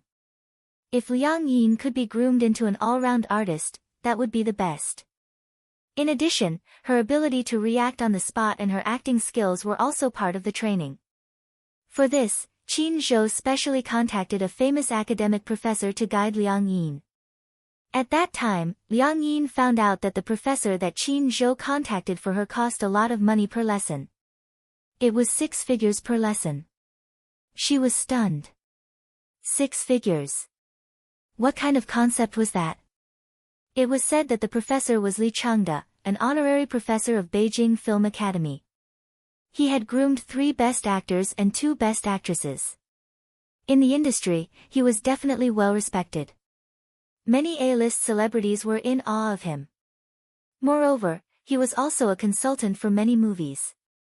If it weren't for Qin Zhou's face, even if it was hundreds of thousands per class, he might not have taken a fancy to Liang Yin. There were so many talented newcomers, and not everyone could catch his eye. After finalizing the itinerary, Liang Yin's life began to get busy. She began to travel between the set, the company, and the film academy. She had met Li Zhangde once and performed a set of scenes from the literary film, Years Like Water. Li Zhangde was a little surprised when he saw it, but he was not very satisfied. Her acting wasn't bad, but there were a lot of details that were lacking. He thought that Liang Yin was a science student, so he was very strict with her. Seeing that she even had problems with the basic positioning, Li Zhangde criticized her severely. Liang Yin gritted her teeth and accepted it. She did not say anything. She was not a science student. She felt that since it was a class, it would not be bad to be strict. In the end, he was scolded badly by the end of the class. Chapter 3982. This Li Zhangde is too fierce. Every time they returned to the hotel, Liang Yin would start complaining. She knew that Li Zhangde was an excellent mentor. The stricter he was, the better it would be for her. However, Li Zhangde's expectations of her were too high. She had already tried her best, but he was always able to pick out the smallest mistakes in her performance. People aren't born to be good at acting. You're lucky to have such a good mentor like Li Zhangde to help you hone your acting skills. What about me? At this point, Liang Yin couldn't help but be curious. Didn't Qin Zhou hire a mentor to teach you acting? It's not like my previous manager was Qin Zhou. Otherwise, I wouldn't have been able to enjoy such treatment. Hua Jin paused and continued, when I first started, when I wasn't famous, my company wasn't willing to spend so much money on me. The vast majority of companies would rather spend money on plastic surgery for their artists than hire a good teacher. After all, it's fine as long as I'm good-looking. Later on, when I became famous and transferred to Huanyu, I didn't have the spare time to receive acting coaching. When Liang Yin heard this, she couldn't help but be suspicious. Have you had plastic surgery before? No. I didn't say that I have. Liang Yin felt that it was unbelievable. She couldn't help but reach out to touch his facial features. Then, she reached out and pinched Hua Jin's nose hard. Ah! It hurts. Hua Jin was in so much pain that he wanted to slap her hand away. Liang Yin tried to pinch his chin again. Yes, it was solid. It was obviously not hyaluronic acid. I really didn't have plastic surgery. Finally, this doubt was cleared up. Hua Jin's looks belonged to the category that defied the natural order. Everyone said that Hua Jin was a classic handsome man. When it came to acting in ancient costumes, Hua Jin said that he was the second best. No one would dare to say that they were the best. There was no doubt that he was the #1 handsome man in ancient costumes. Therefore, there were many speculations about him. Many people suspected that he had undergone plastic surgery. Hua Jin was too lazy to answer the reporters' questions. Occasionally, he would pinch his face to express his disdain. So your facial features are real. Liang Yin had always suspected that he had undergone plastic surgery. After all, there were often celebrities in this industry who had undergone plastic surgery. It wasn't unreasonable for her to be so suspicious. Hua Jin glanced at her. I even suspected that you had plastic surgery. What kind of world is this now? Do people suspect plastic surgery just because they're good-looking? Because that's the trend now. There are too many people who have undergone plastic surgery. That's true. However, I don't know why plastic surgery is becoming more and more popular now, but why do so many people who have plastic surgery look like monsters who came out of the abortion line? As Liang Yin spoke, she felt a little puzzled.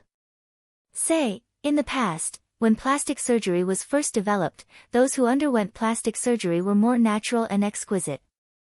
Now that I look at it, they all have the same face. They had a snake-like face, cheeks that seemed to have been shaved by a knife, a chin that looked like a shoehorn, large eyes, and a high nose. Liang Yin didn't reject plastic surgery. Everyone had the right and freedom to become a beautiful person. However, wouldn't it be creepy if they all had the same face? Chapter 3983. Yang Mi has had plastic surgery. She had thought that Yang Mi was born with it, but it was true that Yang Mi had indeed become invisible recently. Hua Jin nodded. Yes, most people in the industry have had plastic surgery to look better on camera. I think her lips look a little unnatural, but if you don't look closely, there's nothing wrong with them.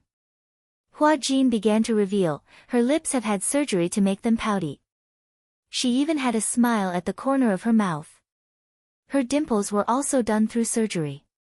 Liang Yin was speechless. Then, she started to gossip. Has Yun Shishir had plastic surgery before? What do you think? I think she's very pretty and her facial features are very natural. It doesn't look like she's gone under the knife. Most importantly, I feel that her temperament is really good. She's a goddess. Of course. Shishir is a natural beauty. For some reason, when Liang Yin praised Yun Shishir, Hua Jin was especially pleased. He was even happier than when she praised himself. I've seen her in The Green Apple. Although at that time, teen films were always criticized, this movie between her and Gu Xingze is simply a classic teen film. I don't think anyone can surpass it. Hua Jin said, a good script, a good cast, good post-production, good publicity, and the audience's support. All these factors combine to make this movie a success. Her acting is more natural and there's no feeling of pretense. It's easy to get into her role. When she cries, I can even feel her real heartache. Just like Yang Mi's crying scene, it feels like she's moaning for no reason. There were many scenes where I felt that she couldn't cry and just squeezed out a few tears to appease the audience. Ha ha ha. Hua Jin couldn't stop laughing. Actually, I don't hate Yang Mi, but I don't like her either. But as you said, I still have to prove her innocence. What? In the past, Yang Mi's acting skills were very good. After all, she was an acting student and was also Su Ke's favorite student. When she first debuted, her acting skills were still very good. Later on, perhaps because there were too many fillers on her face, her expression became more stiff. Moreover, her MAC is filled with hyaluronic acid. Her crying and laughing are not very natural and look fake. It's not because of her acting skills. If that's the case, then I've wronged her. She sighed.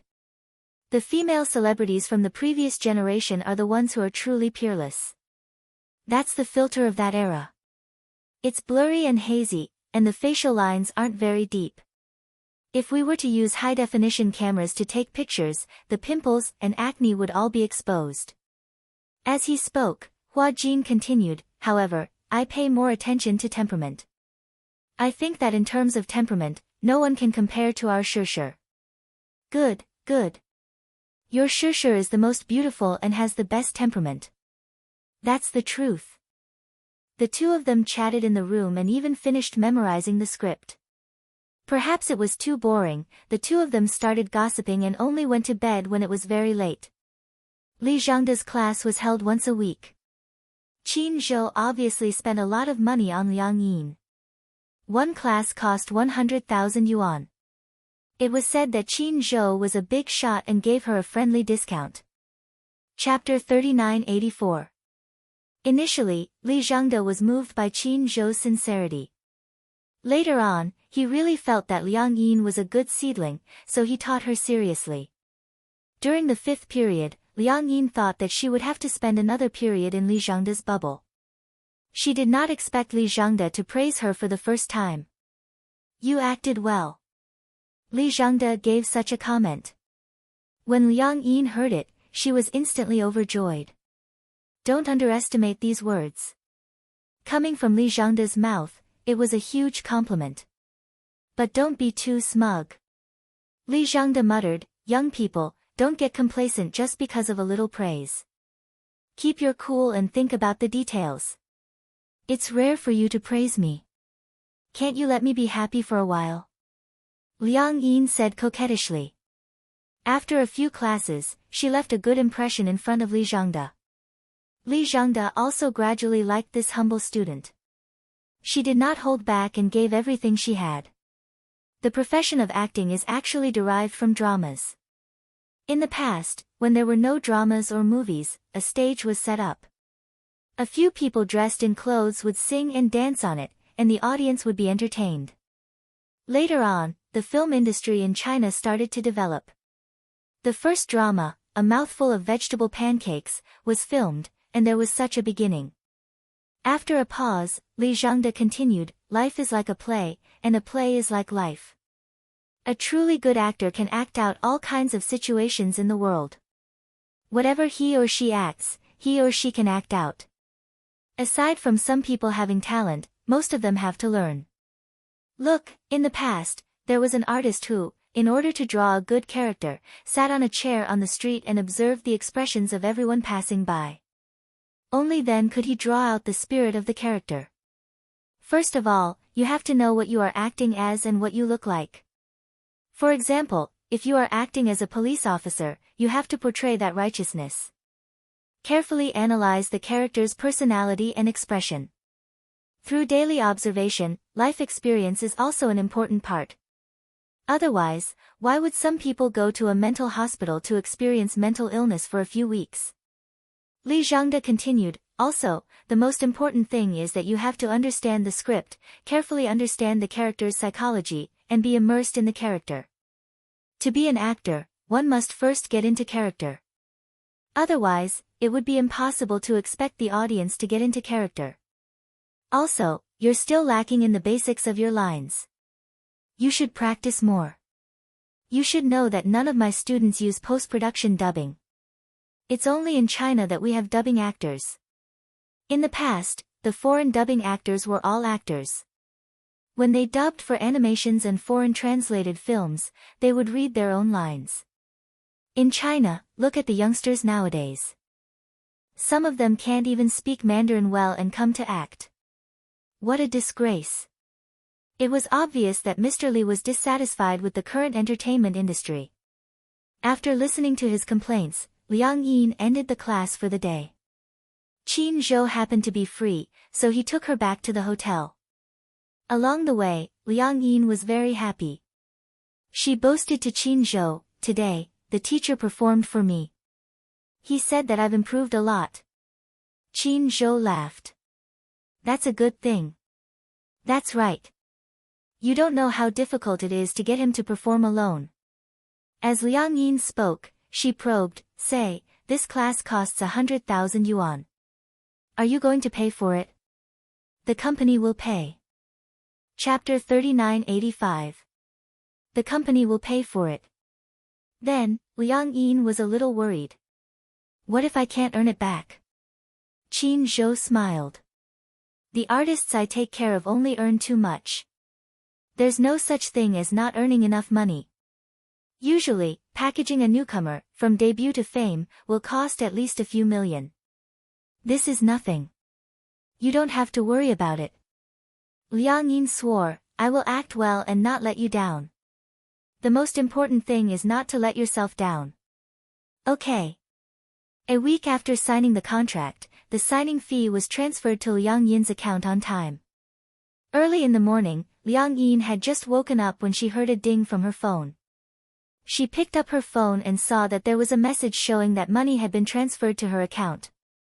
She opened it to take a look and was so shocked that she sucked in a breath of cold air. So much money, she had thought that 1 million was already a sky-high price. She did not expect Qin Zhou to be so generous. Just the signing fee alone was 5 million. 5 million for a newcomer. What kind of concept was that? Hua Jin's signing fee was only 100,000. It was obvious that he had good potential and could be packaged into a money tree in the future. It was impossible for a normal newcomer to sign a contract with a company like Huanyu. Even if they were to sign a contract, most of them would be supported by rich people.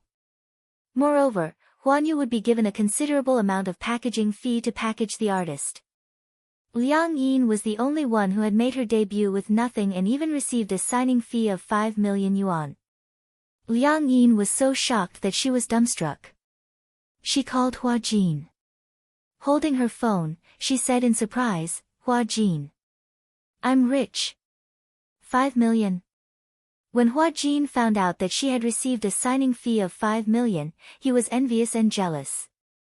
He said angrily, "How can a newcomer like you get a signing fee of more than 5 million? Ah! Jealousy makes people ugly." Liang Yin smiled and said, "Are you envious? But it's really strange. Did Qin Zhou open the back door?" "Why do you say that?" "Because," Qin Zhou said incredulously, "when Gu Xing's assigned with Huanyu, he only got 10 million. You're equivalent to half of his. But at that time, he had just debuted. In that era, 10 million was far more valuable than 10 million now, right?" "That's true." After a pause, Hua Jin continued, "However, in the current market, there are almost no newcomers who can get this amount of signing money." He said suspiciously, "Could it be that Qin Zhou has an unspoken rule, don't talk nonsense?" Liang Yin snorted. "Are you jealous? Could it be that Qin Zhou is interested in you?" Liang Yin blushed. "How is that possible? Why not? Then I really can't figure out why Qin Zhou would give you so much for signing the contract." "All right. Don't dwell on this issue. I don't care. Everyone who saw it has a share. Give me 2 million. "No. Stingy." Hua Jin said eloquently, "If I didn't bring you into this industry, would you have so much money? How does it feel to become a nouveau riche overnight?" Liang Yin held her phone like it was a treasure. "It feels like I've become a nouveau riche overnight. When you debut, you'll earn even more." Chapter 3986. Who would want to have a feast like yours? Hua Jin paused for a moment and immediately smiled. "Unless it's a year-long feast. Then it would be reasonable." Liang Yin immediately cried out in grievance, "Are you a vampire? A year-long feast? Based on your appetite, it's going to be Michelin every day. How can I survive?" "I don't care. 1 month. Half a year. 2 months. Half a year. 3 months." Hua Jin raised his eyebrows and slammed the table. "All right, deal." Liang Yin was stunned. He wasn't going to call her that. She seemed to, she had been tricked. But since she had said it, she had to do it. The next day, Liang Yin immediately made an appointment with Hua Jin and Qin Zhou at a restaurant. She planned to treat them to a feast as a celebration. As soon as he heard that Liang Yin had invited Qin Zhou, Hua Jin immediately felt that there was an ulterior motive. Could it be that this guy wanted to use their relationship to get closer to Qin Zhou? Hua Jin's scenes ended early, but Liang Yin's scenes were delayed by the director until very late. This was a small misunderstanding. It turned out that Hua Jin wanted to have an early dinner, so he told the director in advance that he had something to do in the evening and hoped that he could finish his scenes early. In the film crew, this was a privilege that he had. Recently, the director had been quite satisfied with Hua Jin's performance. In addition, he was in a good mood recently and was pleased with his success, so he agreed readily. Who would have thought?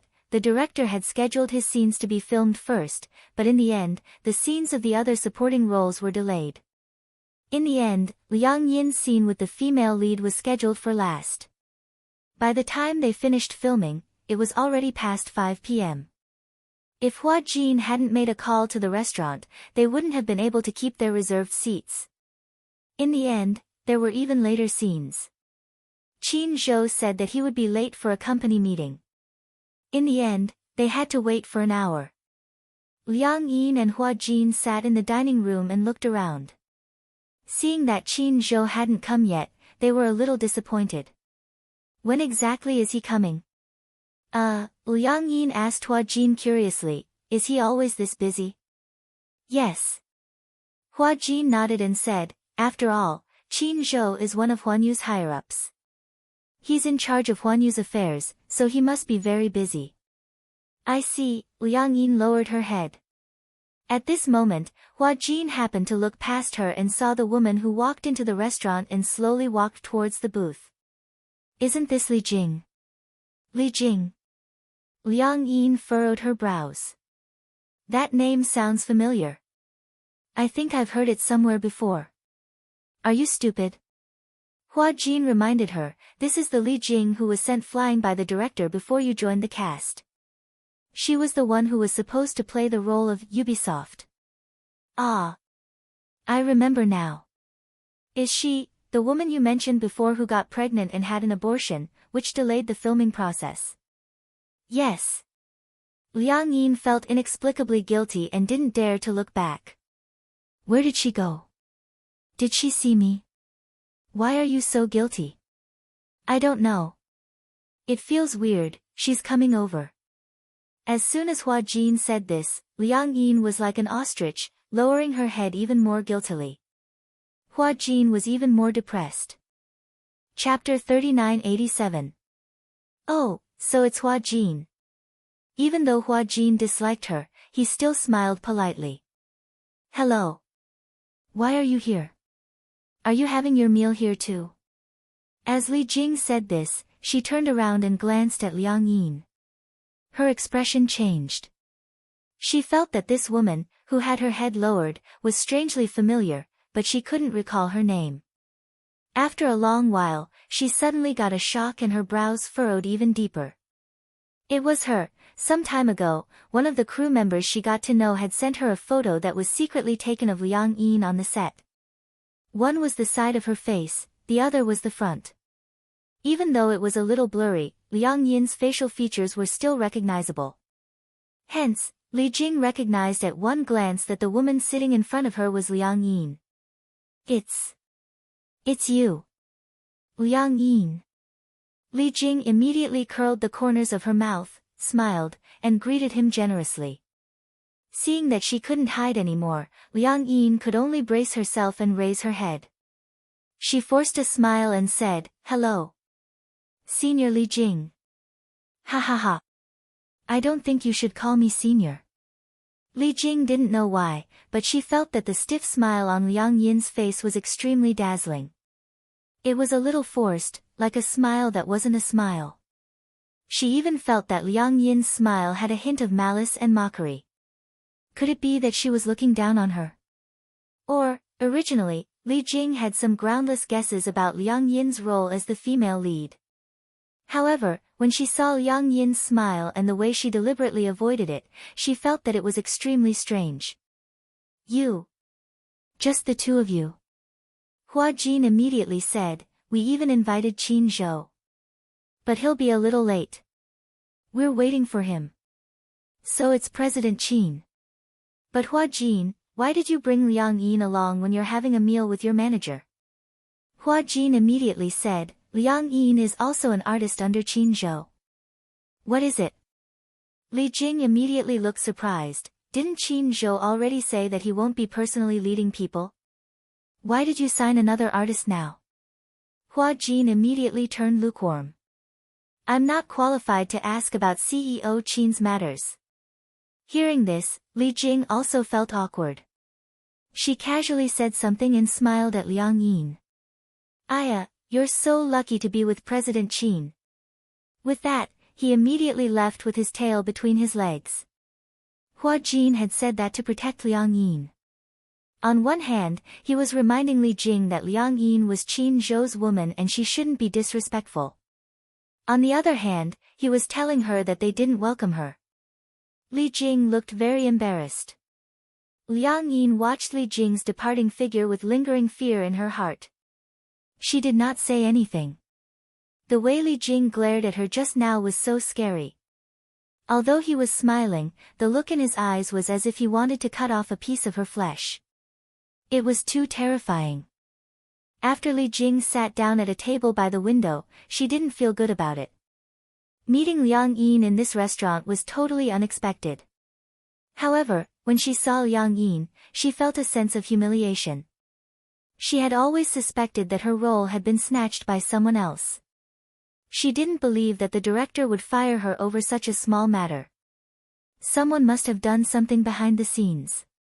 Hence, she started to suspect Liang Yin.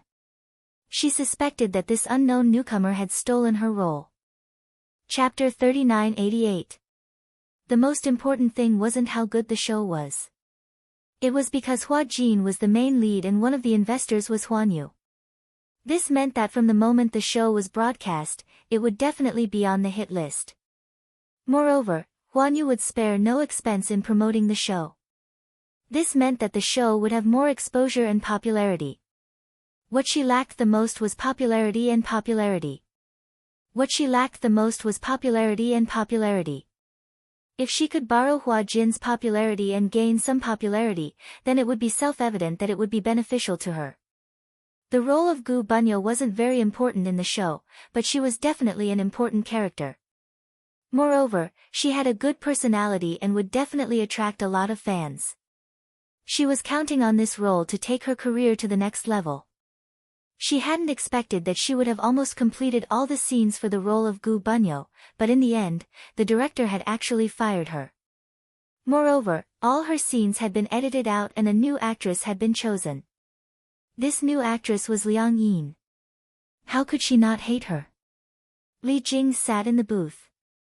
From her angle, she could see Liang Yin's face. She saw Liang Yin and Hua Jin sitting opposite each other on their phones, as if they were very familiar with Hua Jin. If it had been anyone else sitting in front of Hua Jin, they would have been nervous and at a loss. Just like her. With her status, she didn't have the right to sit at the same table as Hua Jin. Even if she did, she would be trembling with fear, afraid that she would make the slightest mistake and offend Hua Jin. On the other hand, Liang Yin acted as if she and Hua Jin were friends. Li Jing was even more suspicious of her relationship with Qin Zhou.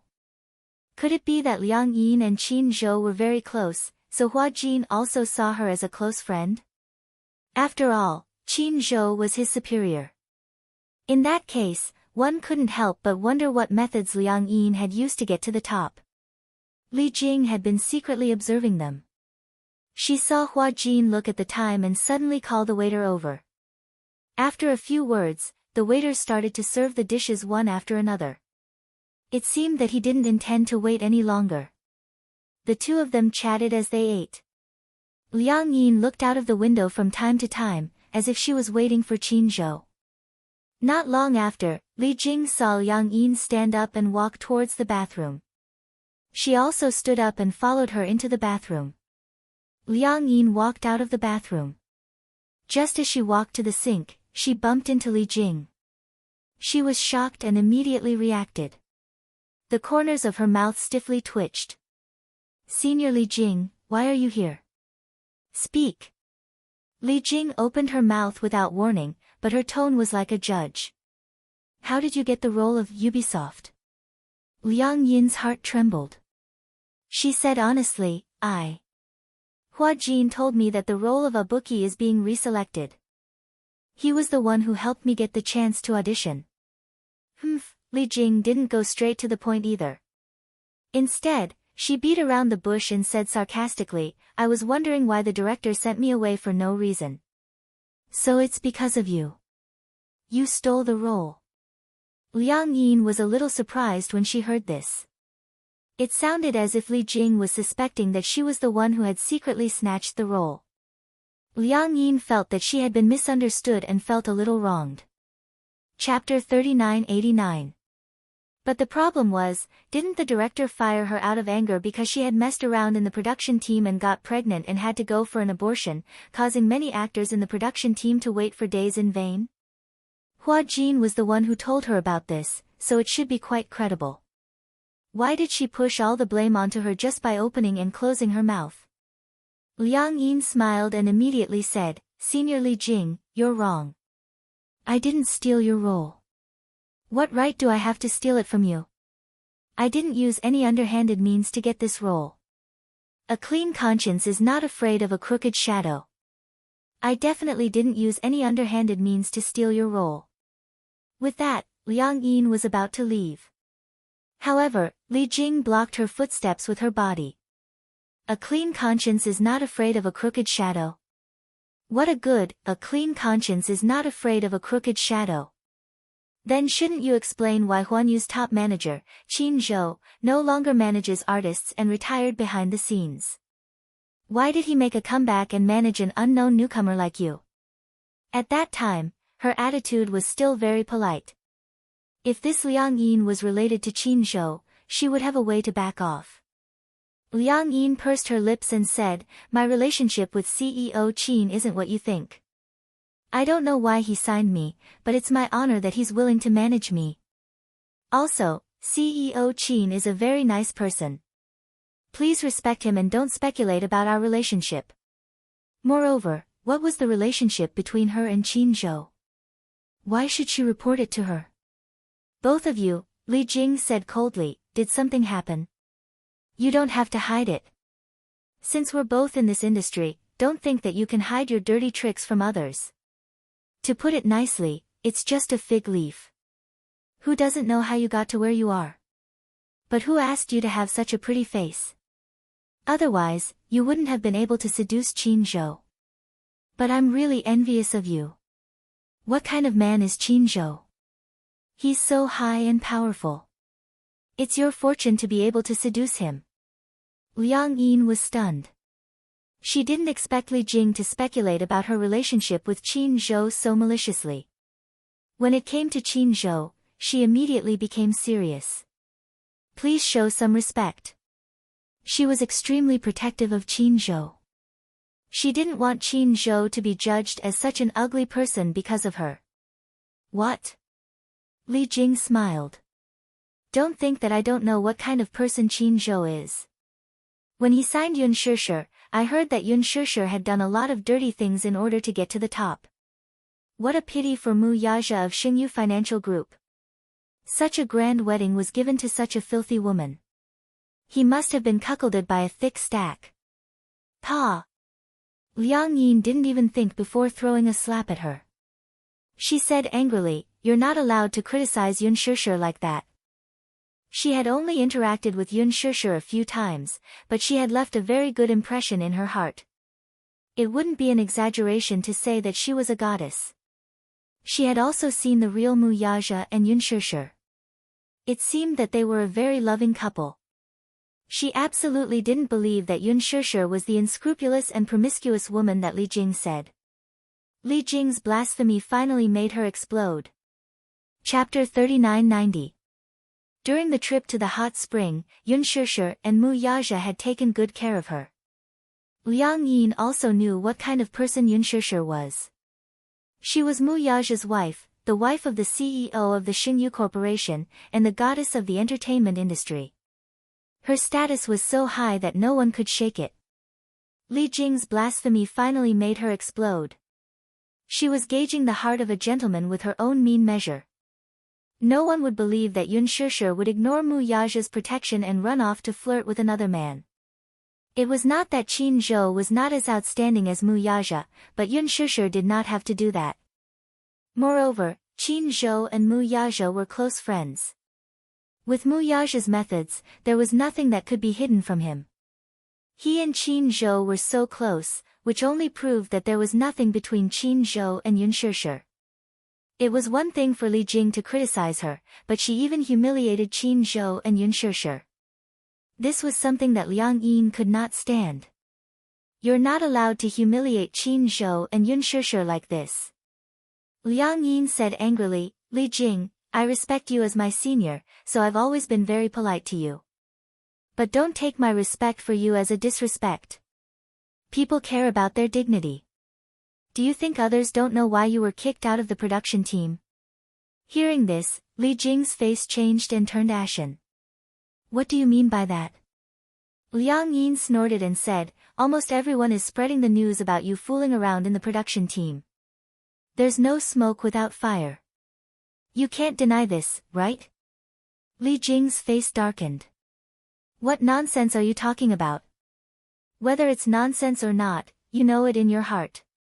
Do you still need me to say it? Who did you hear this from? Liang Yin did not expose Hua Jin. She subconsciously felt that Li Jing was a rather sinister woman. She had also heard that anyone who could enter the entertainment industry definitely had some tricks up their sleeves. Therefore, she did not dare to reveal what Hua Jin had said. She only said, it's not just one person who said that. It spread throughout the crew.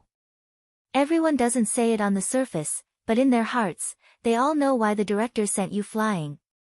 So, don't suspect that I'm the one who squeezed you out and stole your role. If you acted well and the director was satisfied, would he need to send you away? Humph. Li Jing immediately calmed down and sneered, but there was obvious sarcasm. Do you think I don't know? Was the director satisfied? My acting skills are not something a fledgling like you can compare to. Ha! Liang Yin didn't want to waste her breath arguing with this kind of person. She knew that Li Jing was mocking her. She must have followed the unspoken rules of the assistant director. She was no longer the Liang Yin of the past. She couldn't tell what was going on, but she couldn't be bothered to point it out. It wouldn't do her much good to argue with a narrow-minded person like Li Jing. So, she brought Qin Zhou into the picture. As you know, I'm an artist personally managed by Qin Zhou. Just like you said, if I really relied on underhanded means to get to where I am, aren't you afraid of offending me and Qin Zhou? Qin Zhou had previously told her. If they were to encounter any troublesome matters, then they would not hesitate to use his name to suppress the situation. In the entertainment industry, there was no situation that Qin Zhou couldn't handle. Sure enough, when she heard Qin Zhou's name, Li Jing did retreat. Just as Liang Yin thought, she really didn't dare to offend Qin Zhou. Chapter 3991. Liang Yin didn't want to be entangled with her any longer and returned to her seat. At that moment, Qin Zhou had already arrived. Liang Yin sat down slowly. When she saw Qin Zhou, she put aside the unhappiness from earlier and said to him, "Why are you so late? You still have the cheek to talk about Qin Zhou." Hua Jin complained, "Didn't you go to the washroom? Why did you take so long?" As he spoke, Hua Jin noticed from the corner of his eye that Li Jing had also returned to the seat next door with a gloomy face. He could not help but feel suspicious. Seeing that Li Jing had also returned from the direction of the restroom, he asked Liang Yin, "Was she in the restroom just now?" "Yeah. She didn't deliberately make things difficult for you, right?" Hua Jin probed with concern. Liang Yin immediately smiled. "She knows that I'm under Qin Zhou, so she wouldn't dare to make things difficult for me." Humph, humph, humph. She's like a fox assuming the tiger's might. Hua Jin laughed. When Qin Zhou heard this, he more or less understood what was going on. Meeting Li Jing here by chance, Li Jing knew about Liang Yin. She also knew that the role of Gu Hunyao had been replaced by Liang Yin. Losing such an important role was enough for Li Jing to be depressed. It was inevitable that she would wonder what methods Liang Yin had used to get the role. Qin Zhou kept this matter in his heart and planned to deal with this stumbling block later. Even though Li Jing wasn't an important role, it was necessary to show her who was the boss. Liang Yin hadn't officially debuted yet. This thorn in her side definitely couldn't be left alive. "Let's eat," Qin Zhou said. Liang Yin and Hua Jin looked at each other and started eating. As Qin Zhou ate, he asked, "The day after tomorrow is the little princess's birthday. Have you thought of a gift?" Hua Jin slapped his forehead. "I haven't bought anything yet. I don't know what to buy. Soon, Yueyao would turn 3. This child's gift was the hardest to think of. Giving her jewelry would be too tacky. After all, the other party was a 3-year-old child.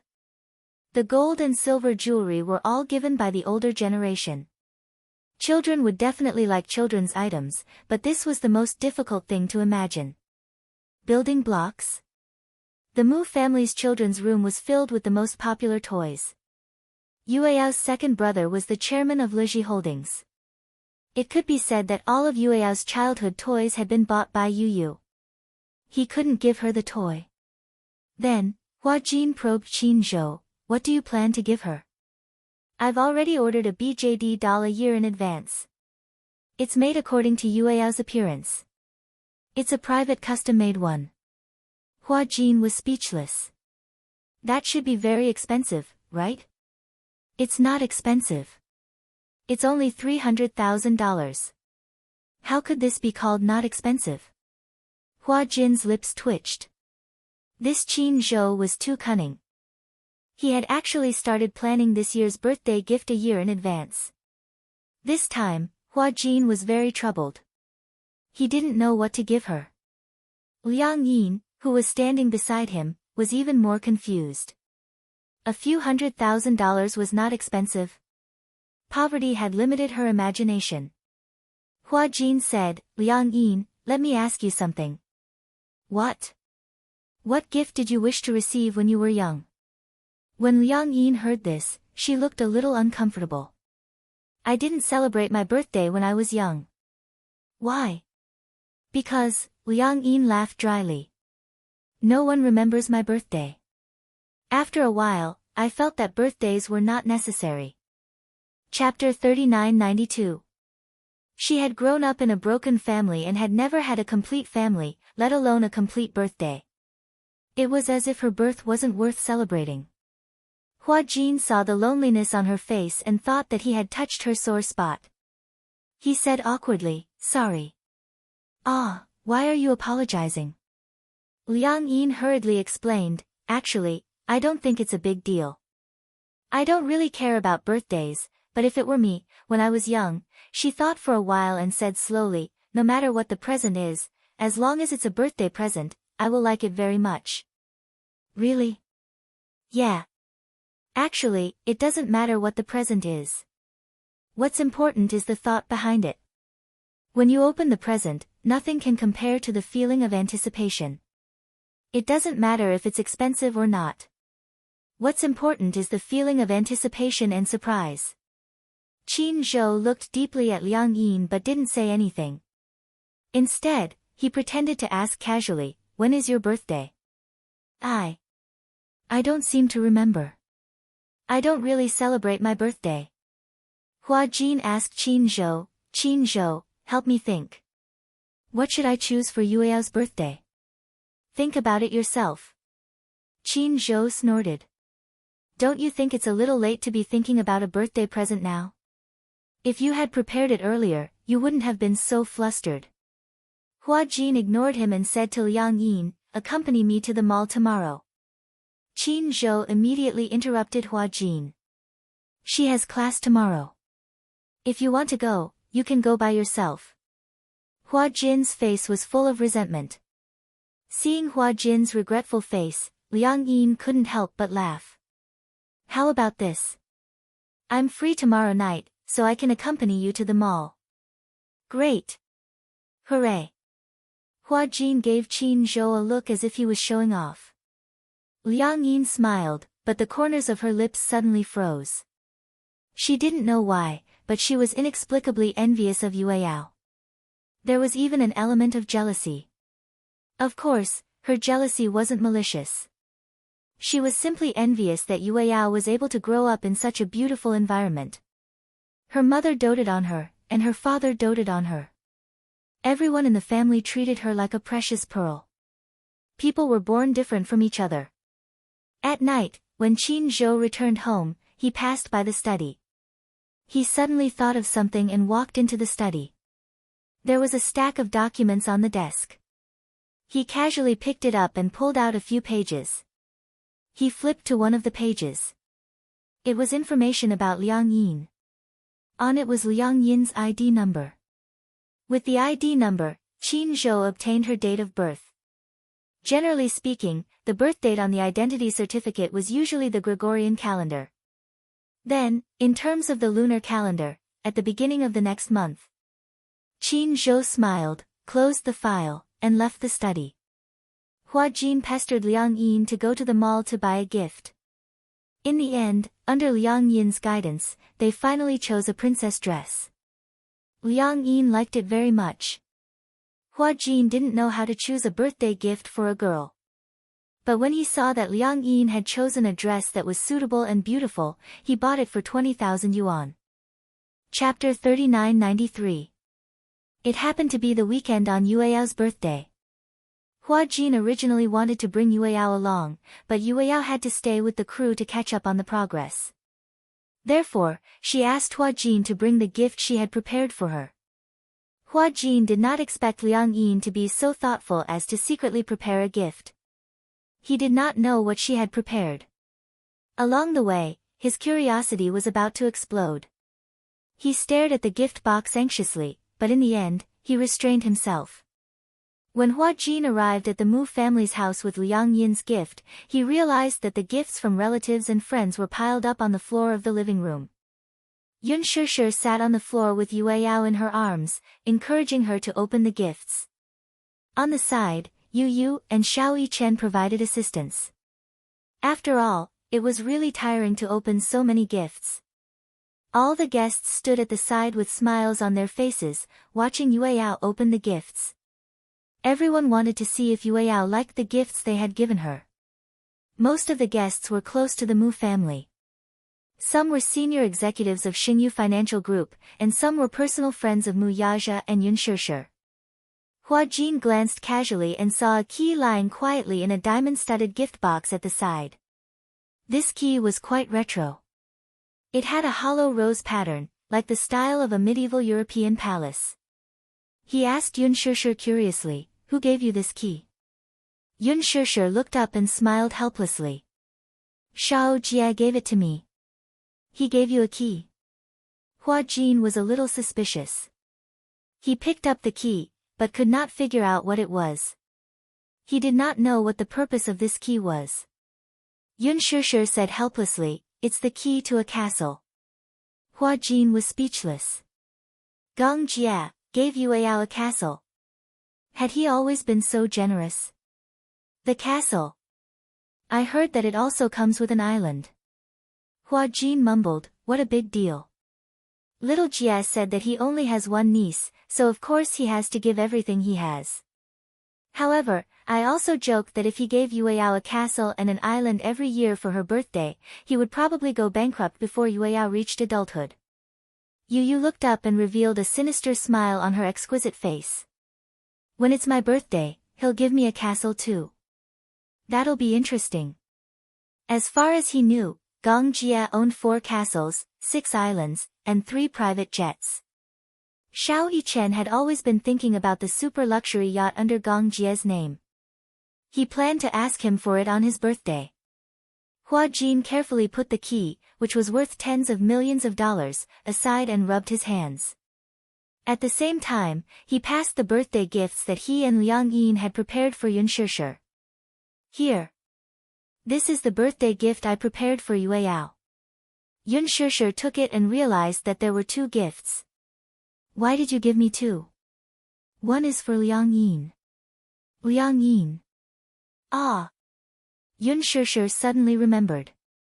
"Is she the girl who was with you on that vacation?" "Yeah. By the way, the gift is here." "Why don't I see her?" Chapter 3994. Hua Jin said, "She's been busy recently and didn't have time to come, so she asked me to send the gift over. She said that she wanted to thank you for your hospitality and care last time. Also, she asked me to wish Yueyao a happy birthday."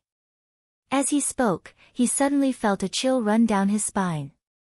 Did humans really have a 6th sense? At least, he felt that they did. Because, he really did feel that a terrifying demon king was standing behind him. Hua Jin turned around in horror, only to see Gong Jie standing behind him, looking down at him. Gulp. The sound of him swallowing his saliva.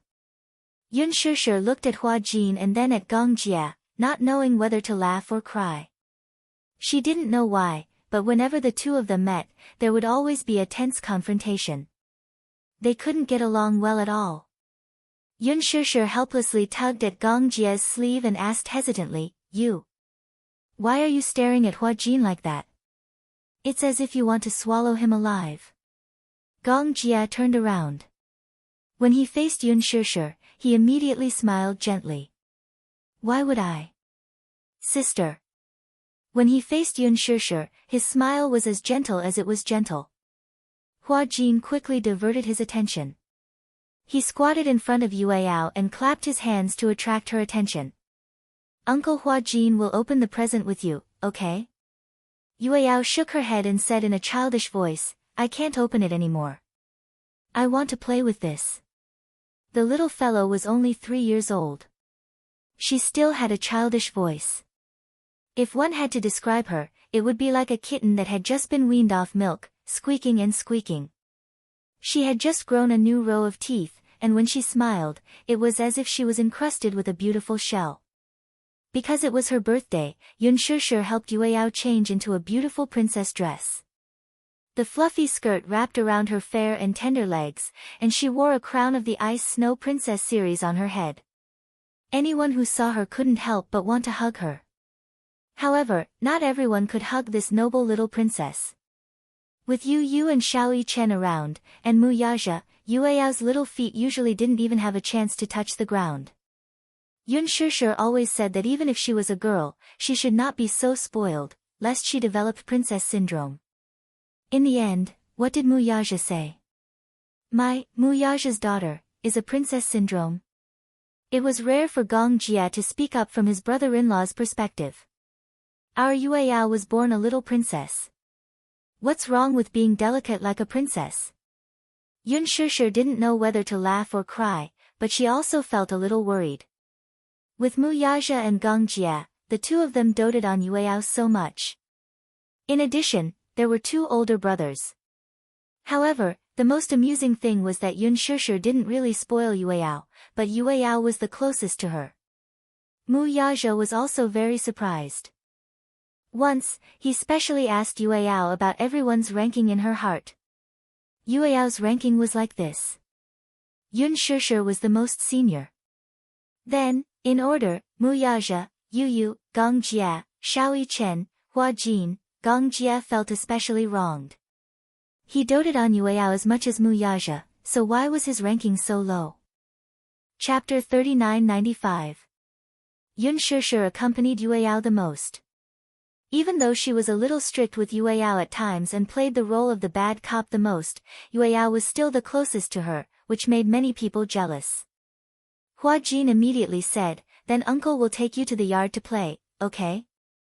Yueyao immediately opened his little arms when he heard this. Many of the guests had brought their own children and they were all playing in the yard. Yueyao was tired of opening the gifts and gradually lost interest. Hence, he wanted to go to the yard to play. Hua Jin was about to carry him when Gong Jie squatted down and teased Yueyao, "Uncle will carry you, okay?" Yueyao looked at Hua Jin, then at Gong Jie. Suddenly, he threw himself into Hua Jin's arms. Gong Jie was speechless. He was completely stunned. Yueyao actually didn't choose him. Didn't they say that his ranking was higher than Hua Jin's?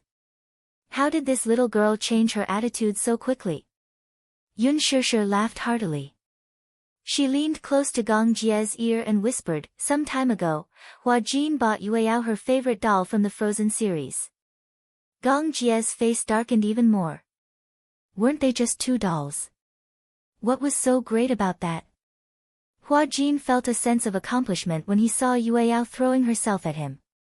He felt comforted, but at the same time, he felt a little worried.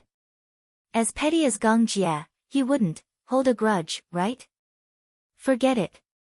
Anyway, he had always been at odds with Gong Jie. It wasn't a big deal to hold a grudge against him. Hua Jin carried Yueyao and walked into the yard. Yun Shishir had decorated the yard into a small garden. The flower bed was filled with Chinese roses, a swing, a seesaw, and a musical fountain. The yard was very big. Because it was a garden villa, the yard alone occupied more than 1,000 square meters. The children were playing hide and seek. Yueyao also wanted to join in. However, Hua Jin was afraid of playing hide and seek. It was inevitable that he would have to hide and walk. If he accidentally fell and left a faint scar on the little princess's flawless body, Mu Yaja and Gong Jie would definitely have the urge to chop him up. Hence, he was easy to coax. Fortunately, Yueyao was easy to coax. And let her obediently sit on the swing, and let Hua gently push her from behind. Standing at the balcony entrance, Yun Shishir looked on with gratification. Turning her head, she saw Gong Jie staring at the swing, too. Her lips curled into a smile. Have you been busy recently? I went back to the Gong residence a while ago. Gong Jie paused for a moment before replying nonchalantly, he wants to meet you. The smile on Yun Shishir's lips froze when she heard that. Him. She didn't need to ask to know that him was probably referring to Gong Xiaoying. It was too sudden. She didn't expect Gong Xiaoying to take the initiative to ask to see her. Isn't he no longer in the Gong residence? He's back. Gong Jie continued, of course, if you don't want to see him, I won't reply to him. Okay. Yun Shishir's tone suddenly turned cold. I wanted to see him too. This is the first and last time we're meeting as father and daughter. Rather than a meeting, it was more appropriate to call it a negotiation. It was time to put an end to the past grudges. She didn't want such a man to appear in her life again. It was about time to end everything once and for all. Chapter 3996. Gong Jie smiled and said, sure. Initially, he did not want to mention this at the birthday party as he was afraid that she would be upset. However, from what he knew, Yun Shishir would not be upset because of this. She was also looking forward to meeting Gong Xiaoying. After so long, Yun Shishir also understood that perhaps Gong Xiaoying did not have any ill intentions towards her and Yu Yu. It was just that he had used the wrong method to satisfy his greed. And his greed was just like what Gong Jie had said. He was just an old father who wanted to reunite with his family. However, he could not shirk his responsibility for erasing Yu Yu's memory, which indirectly led to the destruction of Yu Yu's first personality. She could not forgive him. She felt that Gong Xiaoying had betrayed her mother once, and she had no right to comment on that. That was a grudge between the previous generation. However, imprisoning Yu Yu and turning him into a tool for his own benefit was a second betrayal. A betrayal to her. Gong Xiaoying blamed her for being so resolute. And she also hated him for being so heartless. Gong Jie had not expected that Yun Shishir would be willing to meet Gong Xiaoying. From her expression, it was as if she was talking about the past with an old friend. He could not even see any resentment in her eyes. Instead, it was a kind of calmness that did not care. He had not expected that she would be willing to meet Gong Xiaoying. Perhaps Gong Xiaoying was afraid. He was afraid that meeting her would break all ties. Hence, Gong Xiaoying had been avoiding Gong Jie. He was afraid that Yun Shishir would take the initiative to meet him. Hence, like a coward, he suddenly disappeared without a trace. Yun Shishir thought that he had disappeared and would not appear in her world. She did not expect that Gong Xiaoying would suddenly ask to see her. As if they had a tacit understanding, the father and daughter both vaguely understood that this meeting might mean a break between the two of them. However, she still had to see him. Behind them, Yu Yu could vaguely hear their conversation. However, the moment Yun Shishir and Gong Jie turned around, she immediately hid in a dark corner. It was not until Gong Jie and Yun Shishir were far away that he walked out from the corner in a daze. He vaguely heard his mother say that she wanted to meet that man. He was a little worried. The day after the birthday party, Gong Xiaoying found out that Yun Shishir was willing to meet him, so he put aside all his work and asked Gong Jie to arrange a meeting between him and Yun Shishir. Not long after, Gong Xiaoying flew to the capital. They arranged to meet at a secluded villa of Gong Jia in the capital at 6 o'clock in the evening. Yun Shishir would show up as promised. For the entire night, Gong Xiaoying could not sleep peacefully. He repeatedly pondered in his heart about how he should tell his daughter that he had not seen her for so many years and how he missed her and felt guilty for her. He was not very good at saying sentimental things, but it was obvious that this might be the last chance for the two of them to meet again. The second time they met might be at his funeral. Thus, he wanted to seize the opportunity to organize what he wanted to say to the Fate Society. However, the more he thought about it, the more confused his thoughts became. In the morning, Gong Jia called to say that he would be accompanying Yue Yao in the evening, so the meeting time was set at noon. After lunch, she would come. Gong Xiaoying acted as if he was facing a formidable enemy. He deliberately styled his hair and changed into a formal suit, looking especially formal. Chapter 3997. Yun Shishir was very punctual. In this aspect, she was very much like him. At 1 o'clock in the afternoon, Yun Shishir and Gong Jia arrived on time. Gong Xiaoying was sitting in the living room. His assistant received the news and rushed to the door. Soon, he walked to his side and whispered in his ear, "They're here." When he heard this, his body inexplicably stiffened, as though he was nervous. Gong Xiaoying straightened his back and looked up. He saw Yun Shishir's slightly slender figure appear at the door. Gong Jia came with her, but he did not enter. Instead, he stood at the door, gave her a few instructions, and turned to leave. Gong Xiaoying also gave his assistant a look. "You may leave."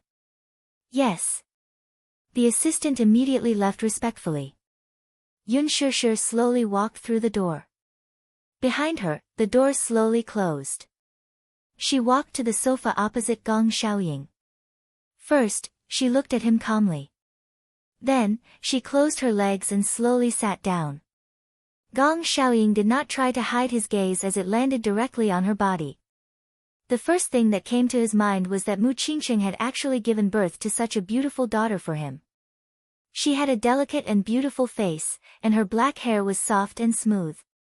There was no extra embellishment, but it was already charming enough. She was wearing a simple dress and a knitted jacket. It was simple, but it gave people a feeling of a cool breeze. Yun Shishir was silent. Perhaps, she was waiting for him to speak first. Gong Xiaoying was also silent for a long time. Suddenly, he closed his eyes. As a father, he was the first to break the silence. "Thank you for coming to see me. I thought you didn't want to see me." When Yun Shishir heard this, there was not much expression on her face. Instead, she asked in return, "Why are you willing to see me? I thought you wanted to hide from me forever." "Indeed."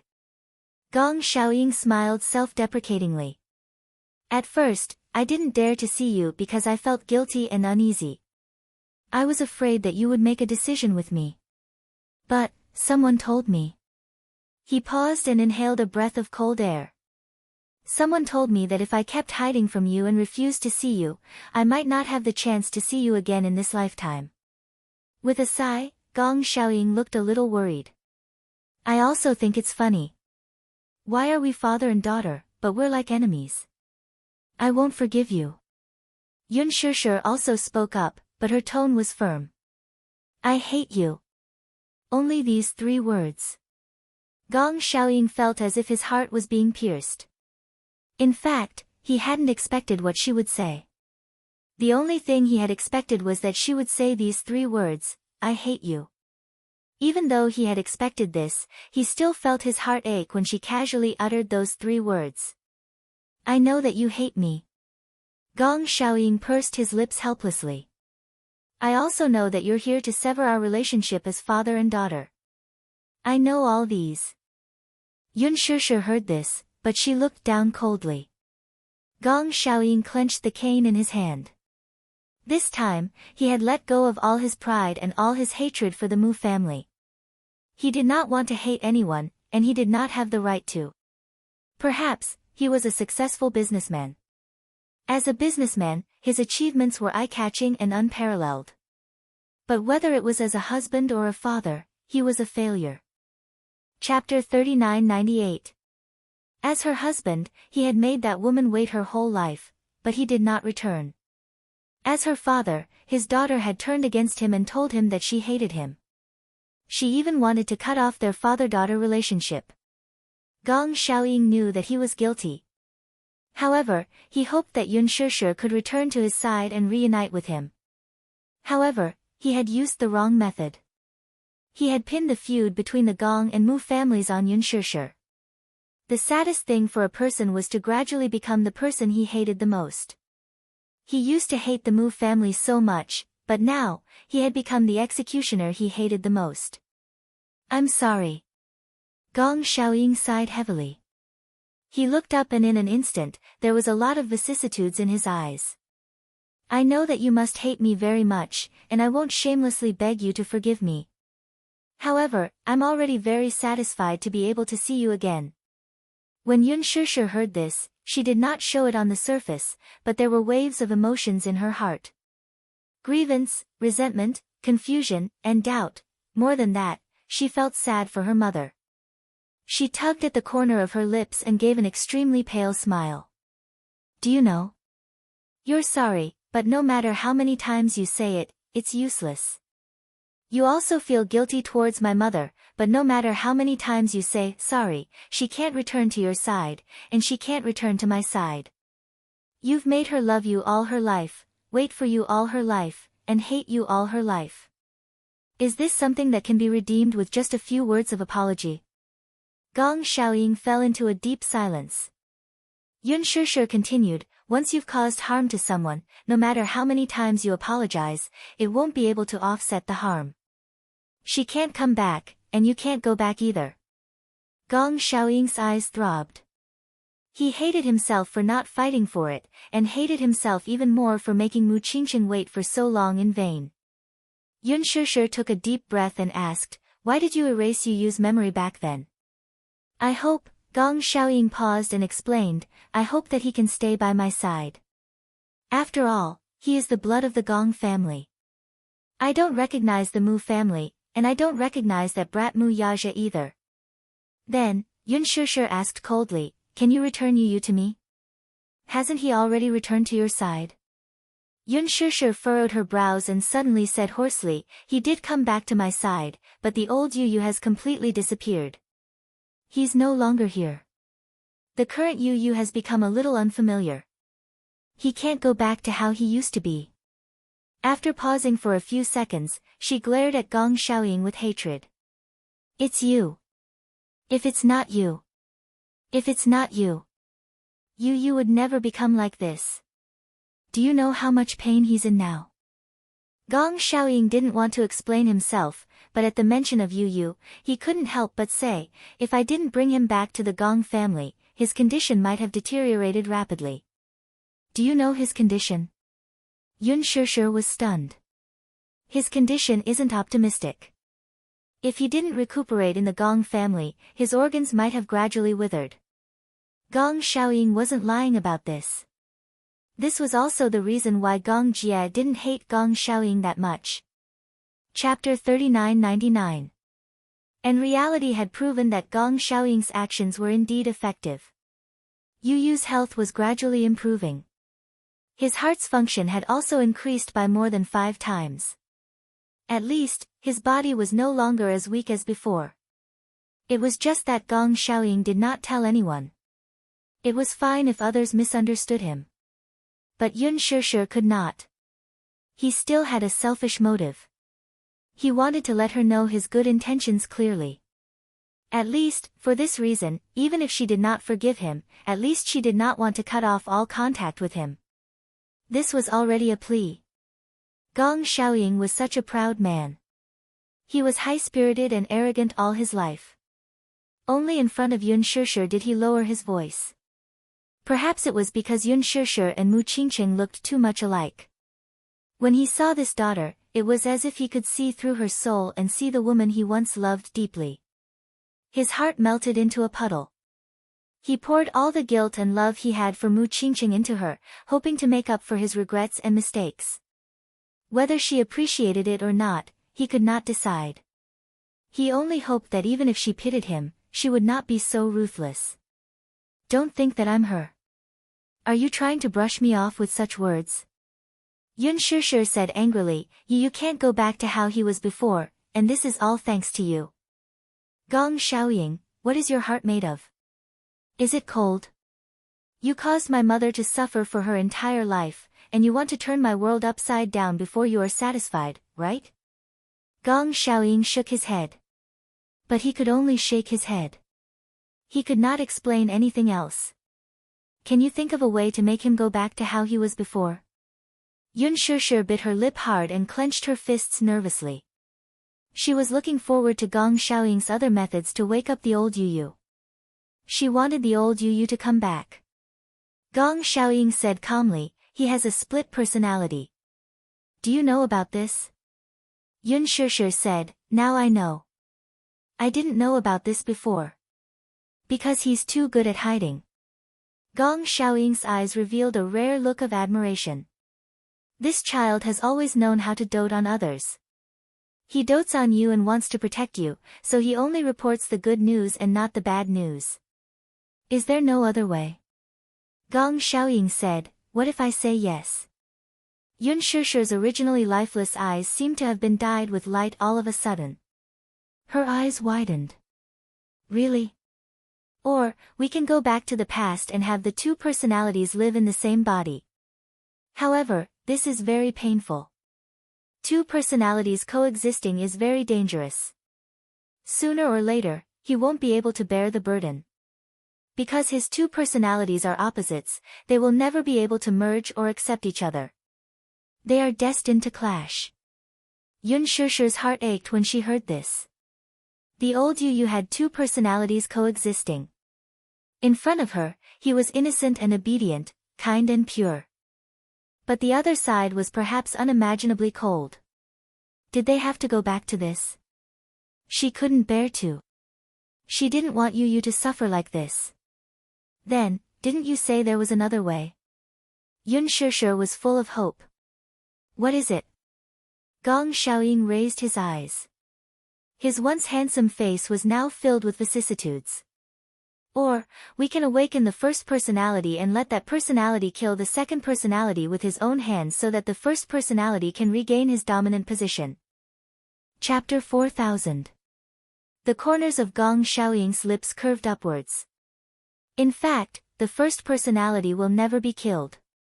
That's because the first personality is the original personality while the second personality is a derivative personality. Many studies have shown that other than the first personality, all other personalities will be killed except for the first personality. Even if he disappears, he will be temporarily sealed up. The way to awaken the first personality is very simple. However, if you want the first personality to take over, unless the first personality kills the second personality, it's very difficult to do so. Yun Shishir felt a stab of pain in her heart. Regardless of whether it was the first personality or the second personality, they were both her Yu. Whether it was the kind Yu or the cold Yu, they were both her flesh and blood. Regardless of which personality it was, she didn't want to give up easily. The first personality killing the second personality. Why did she have to make Yu go through such a cruel decision? No, Yun Shishir's lips suddenly trembled violently. Is there no other way? Gong Xiaoying shook his head silently. Shishir, I understand your feelings. Just like me, I also hope that Yu will be well. It's just that there's no way to make it perfect. You understand my feelings? When Yun Shishir heard that, she sneered coldly. You understand? If you understand, you won't be so cruel as to kill Yu's first personality. I didn't kill it. Gong Xiaoying's tone was very calm. No matter how good I am, I can't infiltrate the child's consciousness. What I'm saying may sound a little abstract, but to put it simply, other than the second personality, no one can communicate with the first personality. Yun Shishir's face froze as if she was frozen.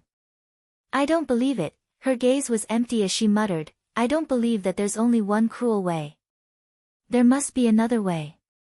Shishir, Yun Shishir suddenly stood up. You're not allowed to call me that. You have no right to call me that. Gong Xiaoying was speechless. He didn't dare to say anything else, afraid that he would accidentally say something that would anger her. She was too sensitive. He had to tread carefully. Calm down. Maybe there are other ways. Give me a little more time. I'll definitely think of something. No need. What method can you think of? The only method you can think of is the cruel method. The only method you can think of is to kill the personality cruelly. You are the executioner. In a fit of anger, Yun Shishir spoke without thinking. Because of her words, Gong Xiaoying's heart ached so much that he almost suffocated. However, he did not say a word. He remained silent and let her vent. He understood that her emotions had accumulated to a critical point and needed to explode. He allowed her to vent her emotions. That's all for today. I hope you can respect yourself and stop interfering with my life in the future. Yun Shishir added, no matter what, Yu Yu is my son. No matter what, I will find the old Yu Yu. You don't have to worry about anything else. After saying that, she left without looking back. Gong Xiaoying stood up and wanted to chase after her. However, when he saw how determined she was, he didn't have the courage to do so. He had lost. He admitted defeat. However, he had only himself to blame. Chapter 4001. Gong Xiaoying let out a heavy sigh and fell back onto the sofa. His face was expressionless. The door opened again. Gong Jia walked in and saw him sitting in the dark, looking desolate. He finally spoke. Father. Gong Xiaoying grunted. How is she? She left. I've already asked the chauffeur to send her back. Send her back. Otherwise, I won't be at ease. Then you don't have to worry about me. Gong Xiaoying waved his hand weakly. I'll just sit here alone. Gong Jia didn't say anything else. He turned around and left. The door closed again. However, Gong Xiaoying didn't notice that in the corner of the escalator on the second floor, a figure was slowly hiding in the corner. Yu Yu stood in the corner expressionlessly. Earlier on, when he heard what Yun Shishir and Gong Xiaoying said, he actually felt a little upset. Disappointment, grievance, loneliness, unwillingness, guilt. He knew that the once innocent and adorable Yu Yu occupied an unshakable position in Yun Shishir's heart. He also understood that even if he gave everything he had, he might not be able to replace Yu Yu's position in Yun Shishir's heart. However, he still wanted to try. Therefore, he occupied this body and stayed by Yun Shishir's side only to gain recognition. He wanted to replace Yu Yu. However, it seemed that he couldn't do it. No one could ever replace another person. Everyone was independent and no one could replace them. But why couldn't he? Was he not good enough? Was he not as good as Yu Yu? He was already trying hard to change. His mother liked to see him smile. Even though he wasn't used to smiling in front of others, he was trying hard to become sunny and play the role of an innocent and pure person. However, he was originally a second personality, a personality born from darkness. How could he transform into the real sunshine? This was a form of suppression in disguise. He had also thought of giving up. She wanted to give up and let the original Yu Yu return to her body. As for him, he chose to sleep forever and never wake up. But he couldn't do it. Even if he was born from darkness, he still instinctively felt warmth in his heart. Yun Shishir was as warm as the sun. Gradually, he developed a fatal dependence on this kind of warmth. Therefore, he occupied this body and wanted to play the role of Yu Yu and take all of Yun Shishir's love. However, he had also heard it. He had truly heard it. Yun Shishir missed the old Yu Yu so much and hoped that he would return to her side. He found out from Gong Jia that Yun Shishir was meeting with Gong Xiaoying, so he secretly came here. He did not tell anyone because he was worried. Thus, he secretly hid on the second floor and overheard their conversation. However, When he heard Yun Shishir's true thoughts, he couldn't help but feel a little sad. Could it be that he wasn't needed? Yu Yu couldn't help but doubt himself. She seemed to miss the old Yu Yu. But what about him? Didn't she need him? Couldn't he replace him? Then, what was the point of his existence? Yu Yu clutched his heart and squatted down with a lonely expression, hugging himself helplessly. He also longed for warmth. He was also Yu Yu. He was also a part of this life. Why was he not needed? Why was he so rejected? Chapter 4002. At the same time, something that Gong Xiaoying said reminded him of something. The first personality will never be killed. Was that really the case? Yu Yu pondered over this sentence and felt a tinge of fear in his heart. The first personality would never be killed, but the second personality would disappear forever. He was the second personality. He could be killed by the first personality. Disappear from this world forever. Yu Yu furrowed his brows. There was a look of hesitation and conflict on his exquisite and handsome face. It was as if he had finally made up his mind. The corners of his lips curled into a cold arc. When Gong Jia and Yun Shishir returned to the Mu residence, they didn't see Yu Yu. They couldn't help but feel a little nervous. Xiao Yichen was taking an afternoon nap. Yun Shishir shook him awake and asked him where Yu Yu had gone. Xiao Yichen said, "Isn't Yu Yu at home?" The two of them looked at each other. Yun Shishir finally panicked. Why wasn't Yu Yu at home? If he wasn't at home, where could he have gone? It had been more than a year since that incident. Yu Yu had returned from Ashland Island. She still remembered that when he had just returned, he was extremely cold towards her and Mu Yaja. Yun Shishir's heart ached for him because he had lost all his memories. That was why he had become so cold. However, she cherished what she had lost even more now that she had regained it. She patiently accompanied him and cared for him. In the end, Yu Yu gradually stopped being estranged from her and was no longer so cold towards her. He gradually accepted both Mu Yaja and Xiao Yichen and was willing to accept this family. At first, she was still worried that Yu Yu would leave her secretly one night. However, even though Yu Yu wasn't as innocent and adorable as before, he had gradually opened up to her. He had also started to like sticking to her. Yu Yu usually wouldn't run around. Something must have happened. He had started to dote on her and wouldn't let her worry. How could such a Yu Yu suddenly disappear without a word? Just as Yun Shishir was extremely worried, Yu Yu obediently returned home half an hour later. Mommy. Yun Shishir was about to call Mu Yaja and ask him to hurry home to find Yu Yu. Just as she picked up her cell phone, the door opened. She and Gong Jia turned their heads and stared at Yu Yu as he slowly walked into the house. She was stunned for a moment, then immediately rushed over nervously and hugged him in her arms. Yu Yu, where have you been? Yu Yu couldn't help but yearn for her warm embrace. He hugged Yun Shishir's shoulders and stroked her hair gently. I was bored at home, so I went out for a walk. His tone was extremely affectionate, but he sounded a little dazed as he spoke. He saw Yun Shishir's nervousness, but he also felt a little lost. Was this worry real? Was this kind of warmth real? He was a little dazed. He didn't know if Yun Shishir's worry was for him or for this body. The conversation she had with Gong Xiaoying earlier still rang in his ears. She had said that she was still waiting for Yu Yu to return to her side. Yu Yu, are you cold? Yun Shishir's gentle voice interrupted his thoughts. It was snowing outside. Chapter 4003. Yun Shishir's gentle voice interrupted his thoughts. It was snowing outside. She didn't know where he had gone or how far he had walked. Just thinking about it made her heart ache.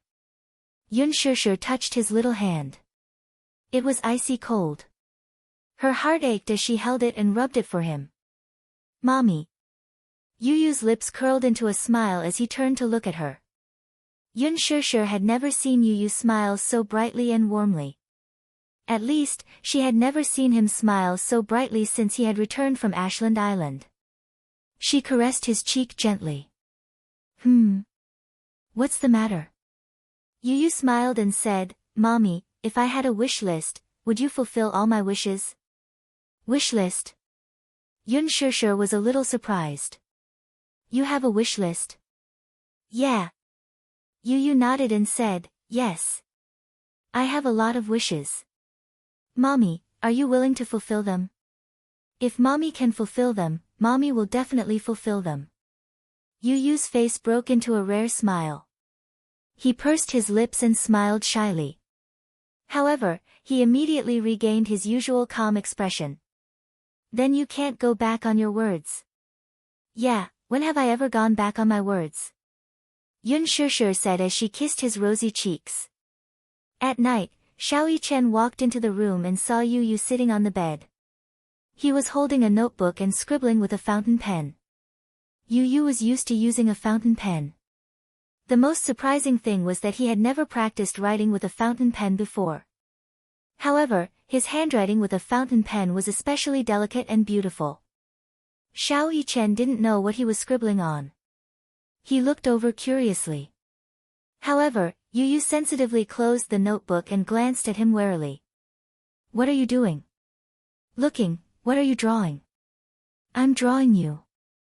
Xiao Chen was pleasantly surprised. Really?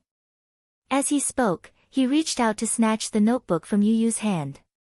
However, Yu immediately dodged him.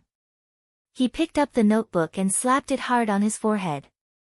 Xiao Chen covered his forehead in pain and complained pitifully, Why did you hit me? How pretentious. Yu scoffed. Aren't you supposed to be able to take pain? Why are you groaning in pain? Xiao Chen was speechless. He crossed his arms angrily and asked angrily, You secretly drew me. Can't I see how you drew it? I didn't ask you to look, so don't look. As Yu spoke, she turned around and flipped open her notepad. She held a fountain pen and started scribbling.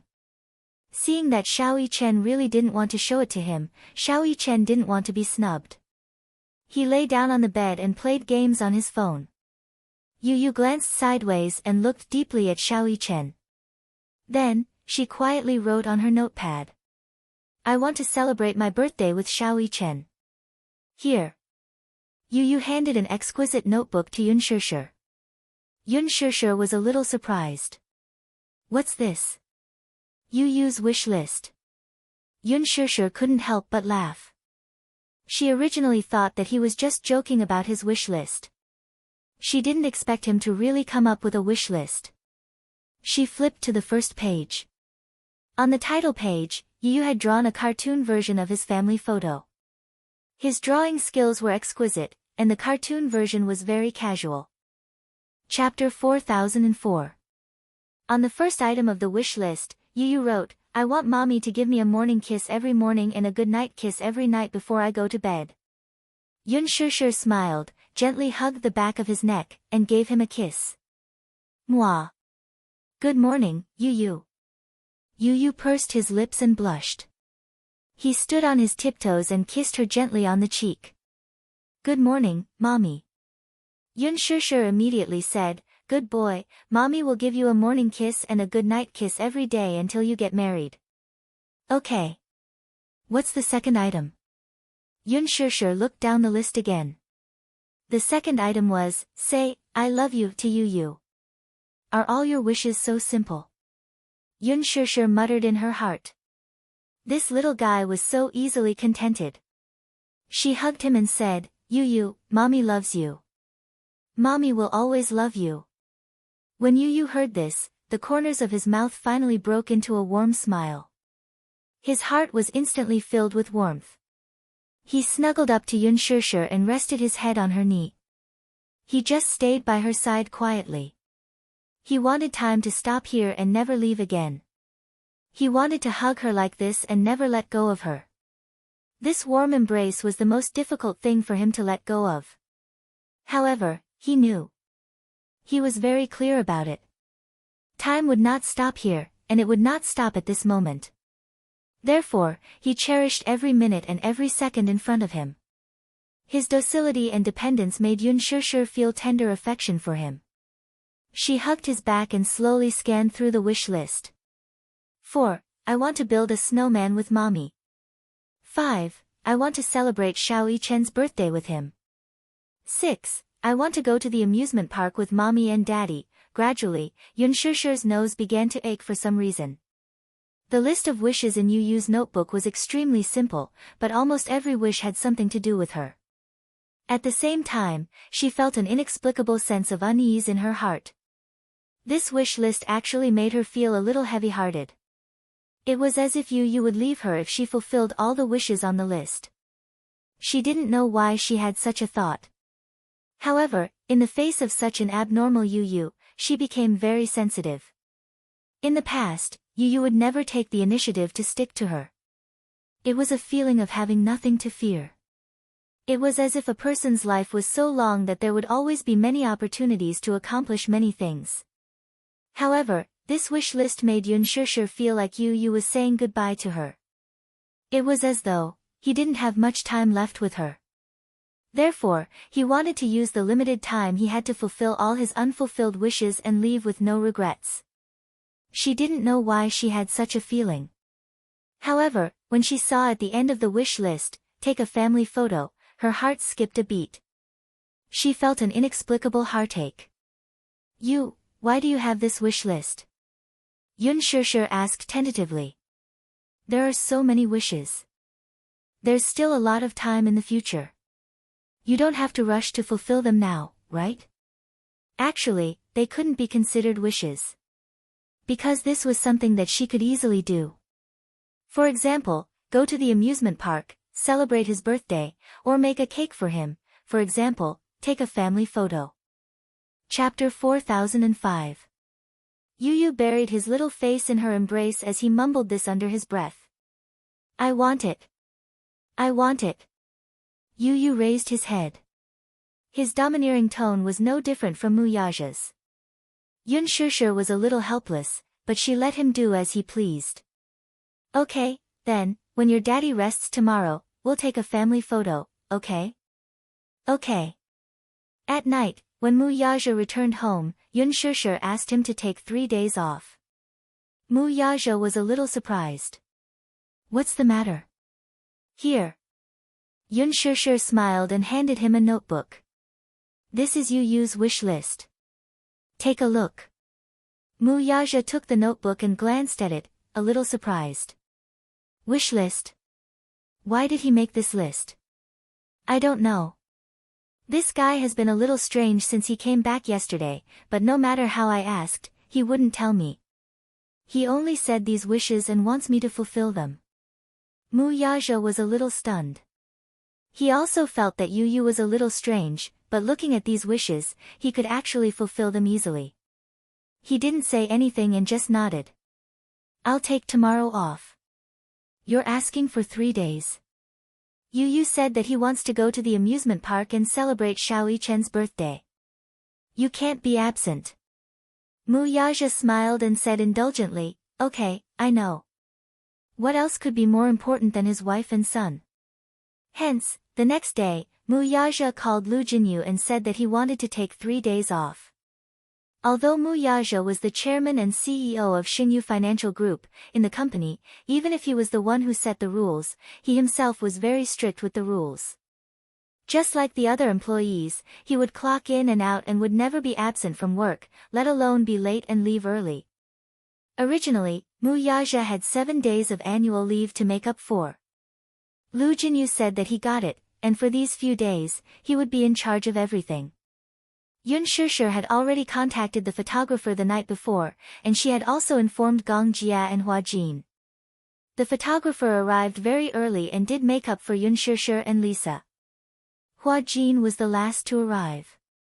When he heard about this, he specially took leave from the production team to rush over. Now, everyone was here. Yu Yu was very satisfied. Because of his wish, so many people had cooperated with him.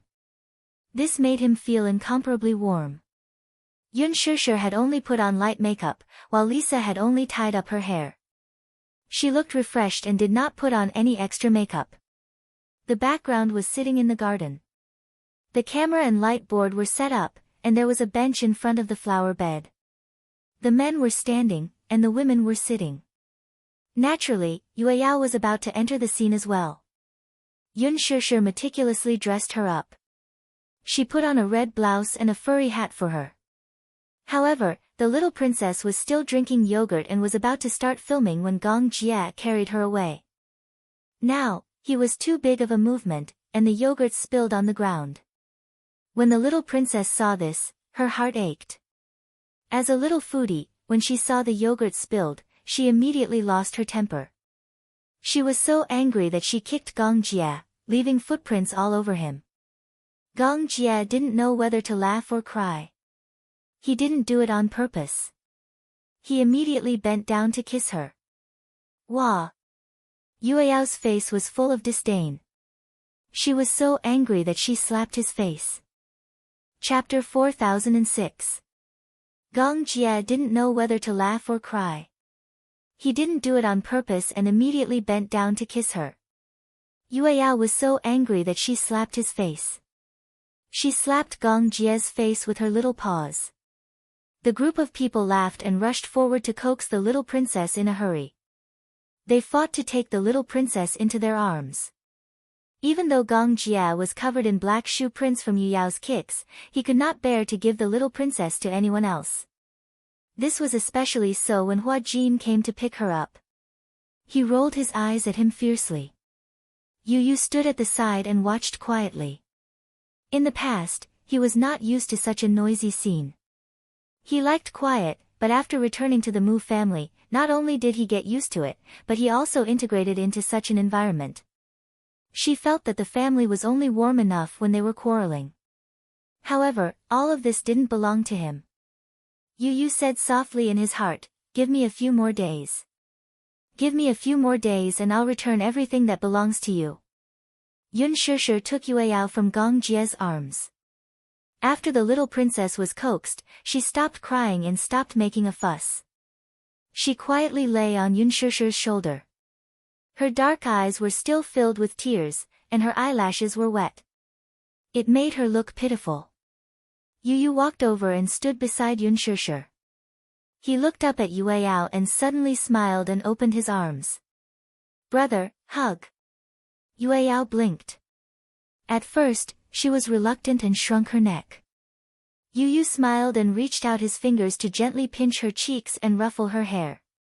It turned out that there was a telepathic connection between siblings. Yueyao and Yu looked at each other for a long time. Suddenly, she stretched out her hands and opened her pink lips. "Big brother, carry me." When Yun Shishir heard this, she realized that Yu was standing behind her and had been staring at Yueyao for a long time. She squatted down and Yu walked up to Yueyao and hugged her. Soon, Gong Jia also changed his clothes and went downstairs. Yun Shishir and Mu Yaja sat down. Yu hugged Yueyao and sat next to Yun Shishir. Basically, family photos were taken every year. But last year, because Mu Yaja was too busy with work and Yun Shishir took on a drama in the middle of the year, the two of them basically missed each other's free time, so they didn't have much free time. This time, it was just the right time to make up for it. The photos were taken on the spot and could be obtained immediately.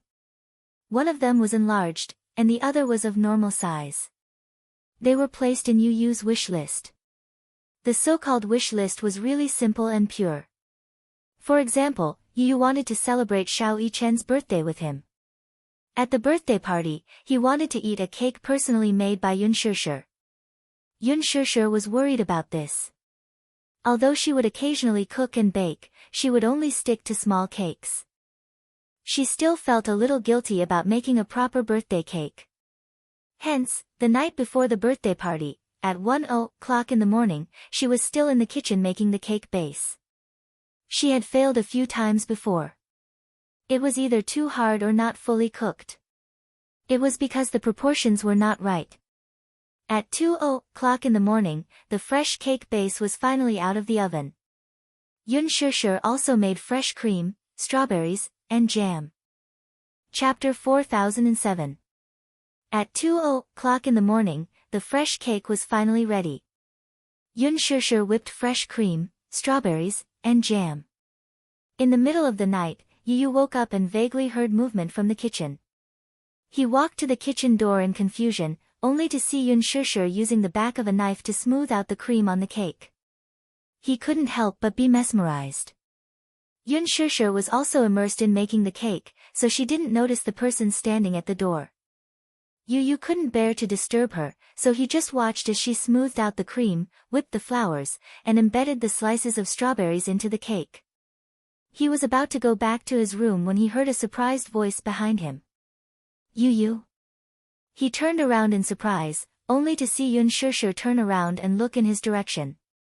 Knowing that she had been discovered, she stuck out her tongue in annoyance.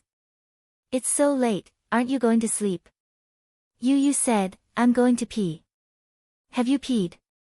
Yu said, I forgot. Yun Shishir was speechless. She couldn't help but laugh.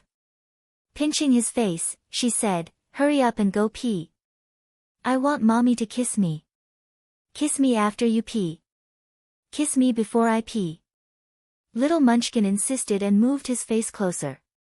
She had no choice but to give him a peck on his rosy cheeks. Little Munchkin hurriedly moved the other side of his face closer.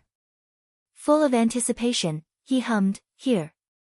Okay, it has to be symmetrical, right? Yun Shishir kissed him on the other cheek. Yu also kissed her and turned to walk to the bathroom. Yun Shishir tilted her head and watched his back. She didn't know why, but Yu had been very intimate with her these few days. In the past, if she missed a goodnight kiss, he wouldn't deliberately go to her room to ask for one. Recently, Yu was indeed a little abnormal. However, this means that he has become more cheerful. Yun Shishir comforted herself. She carefully placed the cake into the freezer and went back to her room to rest. The next day, there weren't many people at the birthday party. Gong Jie did not come, and Hua Jin was filming on set. It was a simple birthday party, and there were only 6 of them. But, this was Yu's request. Since it was just a birthday party, he didn't want to make it a big deal. He wanted to make up for it because he hadn't had a birthday party with Xiao Chen yet.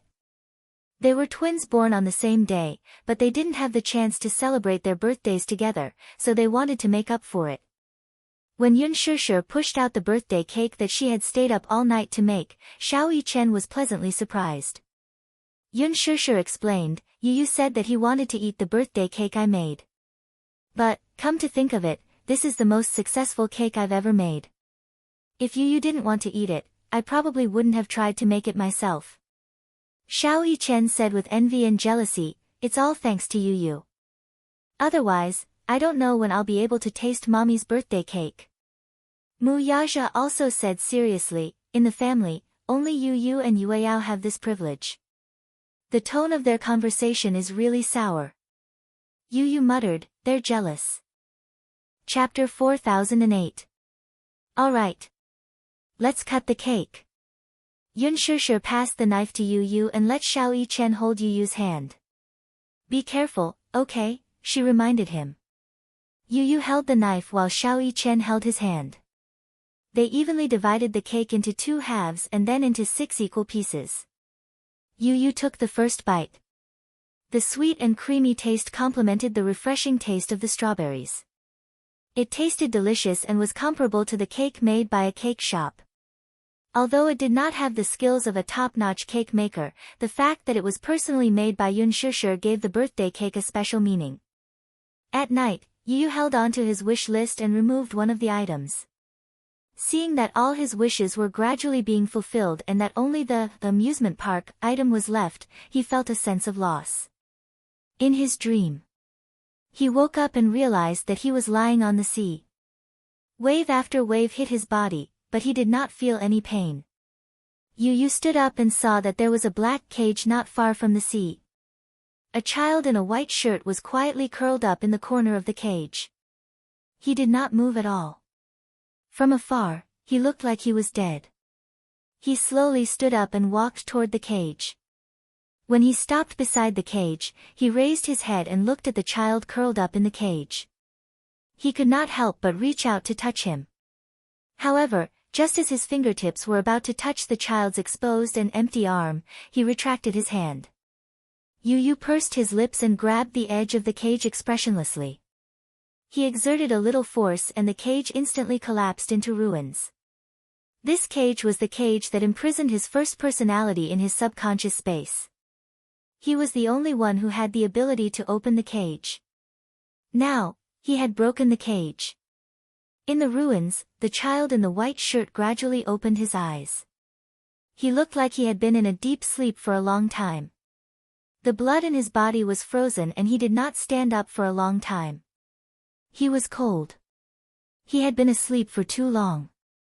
Because his second personality had been suppressed, he had been imprisoned for a long time. After sleeping for so long, her consciousness would gradually weaken. Even though she would never disappear, she would never be able to replace her second personality. Yu Yu looked at the child in the cage and said calmly, "Are you awake?" The child in the cage opened his eyes. When he saw Yu Yu standing in front of him, he narrowed his eyes in shock.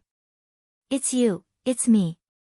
Yu Yu coldly raised his eyes to meet his father's slightly dazed eyes. I tried my best. But," he took a deep breath. "In the end, I can't replace you." In the endless black sea, the two Yu Yu stared at each other. In this quiet space of consciousness, they met again. It was like a confrontation between an angel and a demon king. "Why are you here?" Yu Yu, who was wearing a white shirt, sat up in the cage. His gaze toward him was inexplicably wary. "What do you want?" Yu Yu curled his lips coldly and suddenly leaned over. He placed his arms on the side of his shoulders and looked down at him, examining him without restraint. The white-shirt Yu Yu was a little surprised by his actions. He froze and looked at him blankly. "What do you want?" Chapter 4009. He had been in a deep sleep for too long. Being trapped in such a space of consciousness and losing his own consciousness was no different from being dead. But now, his second personality had awakened. Yu Yu stared at his face. "Don't you think it's unfair? Why is it that you are the first personality and I am the second personality that was born? You're the one who gave birth to me. Now, I'm the one who's not needed. Why?" Yu Yu's handsome brows gradually formed a layer of hostility, like a dark cloud hanging over his head. "It's not fair." Yu Yu, who was dressed in a white shirt, smiled lightly and said nonchalantly, "There's no such thing as absolute fairness in this world. In the past, I've always thought that I'm the real first personality. So, I used all means to replace you. If the two personalities were labeled by color, one was white and the other was black. That time, Alice hypnotized Yu Yu. The second personality took over, and the black version of him awakened from his ideology. He had always thought that he was the real first personality and that he had the absolute control. So, he wanted to destroy the other personality and return to the dominant position. But that time, he realized, he couldn't destroy the other Yu Yu. He didn't know why, and he didn't know that the personality that couldn't be destroyed was the first personality. He still thought that he was the first personality and that this body originally belonged to him. He should take it back. Until he heard the conversation between Gong Xiaoying and Yun Shishir, he realized that the first personality could never be destroyed. It would only be sealed. Then, he confirmed that this body didn't belong to him. The Mu family wasn't his home either. Yun Shishir, Mu Yaja, Yue Yao, Hua Jin, these people who had given him warmth didn't belong to him. They belonged to Yu Yu. The reason why he received this warmth was because they treated him as Yu Yu, as a substitute. He was an unwanted substitute.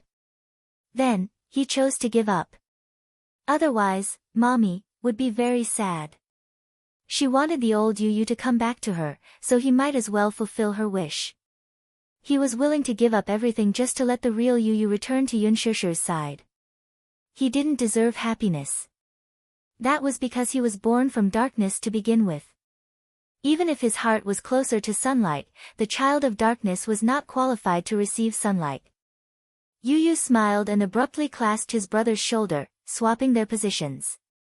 At that time, Yu had already been swapped. You. What are you doing? Yu, who was wearing a black shirt, slowly closed his eyes. He gripped his brother's wrist tightly and let his hand to the handle. Then, he clasped his brother's hand and strangled his own throat. Yu, who was in a white shirt, looked shocked. Don't you want to go back to mommy? Yu smiled coldly and tightened his grip on his wrist. Kill me, then you can go back to her. Yu, who was in a white shirt, was stunned. The two of them were in a stalemate, maintaining this position. I'm only giving you one chance now. Chapter 40:10. Before I regret it, Yu whispered into his ear. His low voice was even more depressing than the dark sea. Kill me. Why? Don't you want to kill me? He found it strange. If it were him, he would not hesitate to completely wipe out the second personality so that it would no longer threaten his position. Why was he hesitating? He even asked him, why? Ha! Yu's lips curved into a smile. His calm expression, coupled with his white shirt, was as bright and dazzling as the morning sun. Do you know? If I wanted to kill you, I would have had the ability to do so back then. But I had no choice because I am different from you. I am the first personality. I will not die, but you will. You are another me, and I am another you. This life is made up of us equally. But I have been occupying this body for so many years. Yu sucked in a deep breath of cold air as he held his aching forehead. I'm sorry. All these years, I've taken mommy's love for granted. I've taken all their love for granted, leaving you with nothing but hatred and killing. When he was young, those dark memories eventually formed the second personality. At that time, the personality had just taken shape and Yu wanted to suppress him. He did not know that he had dual personality. But in his subconscious, he could see the other personality clearly. Sometimes, it was in his dreams. Sometimes, it was in real life. He was worried that the second personality would gradually take over him and even hurt his family. He had never thought that the second personality was also a part of life and that it also craved warmth. He had always defined this personality as evil and had been suppressing it. No matter how he resisted, Yu would not give him a chance to take over his body. Hence, all the happiness in the past 8 years had nothing to do with him. He had taken over all the good things and left the darkness and pain to him. The second personality, Yu, was born in pain and oppression. But from the beginning to the end, he lived in a world of oppression. He also wanted to experience what light was. What happiness was. Hence, when Alice hypnotized Yu, the first personality was hypnotized and the second personality finally broke through the cage and sealed the first personality. But at that time, Yu did not resist. Instead, he chose to sleep. He wanted the second personality to be free, even if he could not return to Yunshishir. Yu's pupils constricted. The dark fog in his eyes became more intense. I also want you to experience what it is like to be family. So, I am willing to sleep. I just pass the warmth that belongs to you. Yu, who was wearing a white shirt, suddenly hugged him tightly as he furrowed his brows in guilt.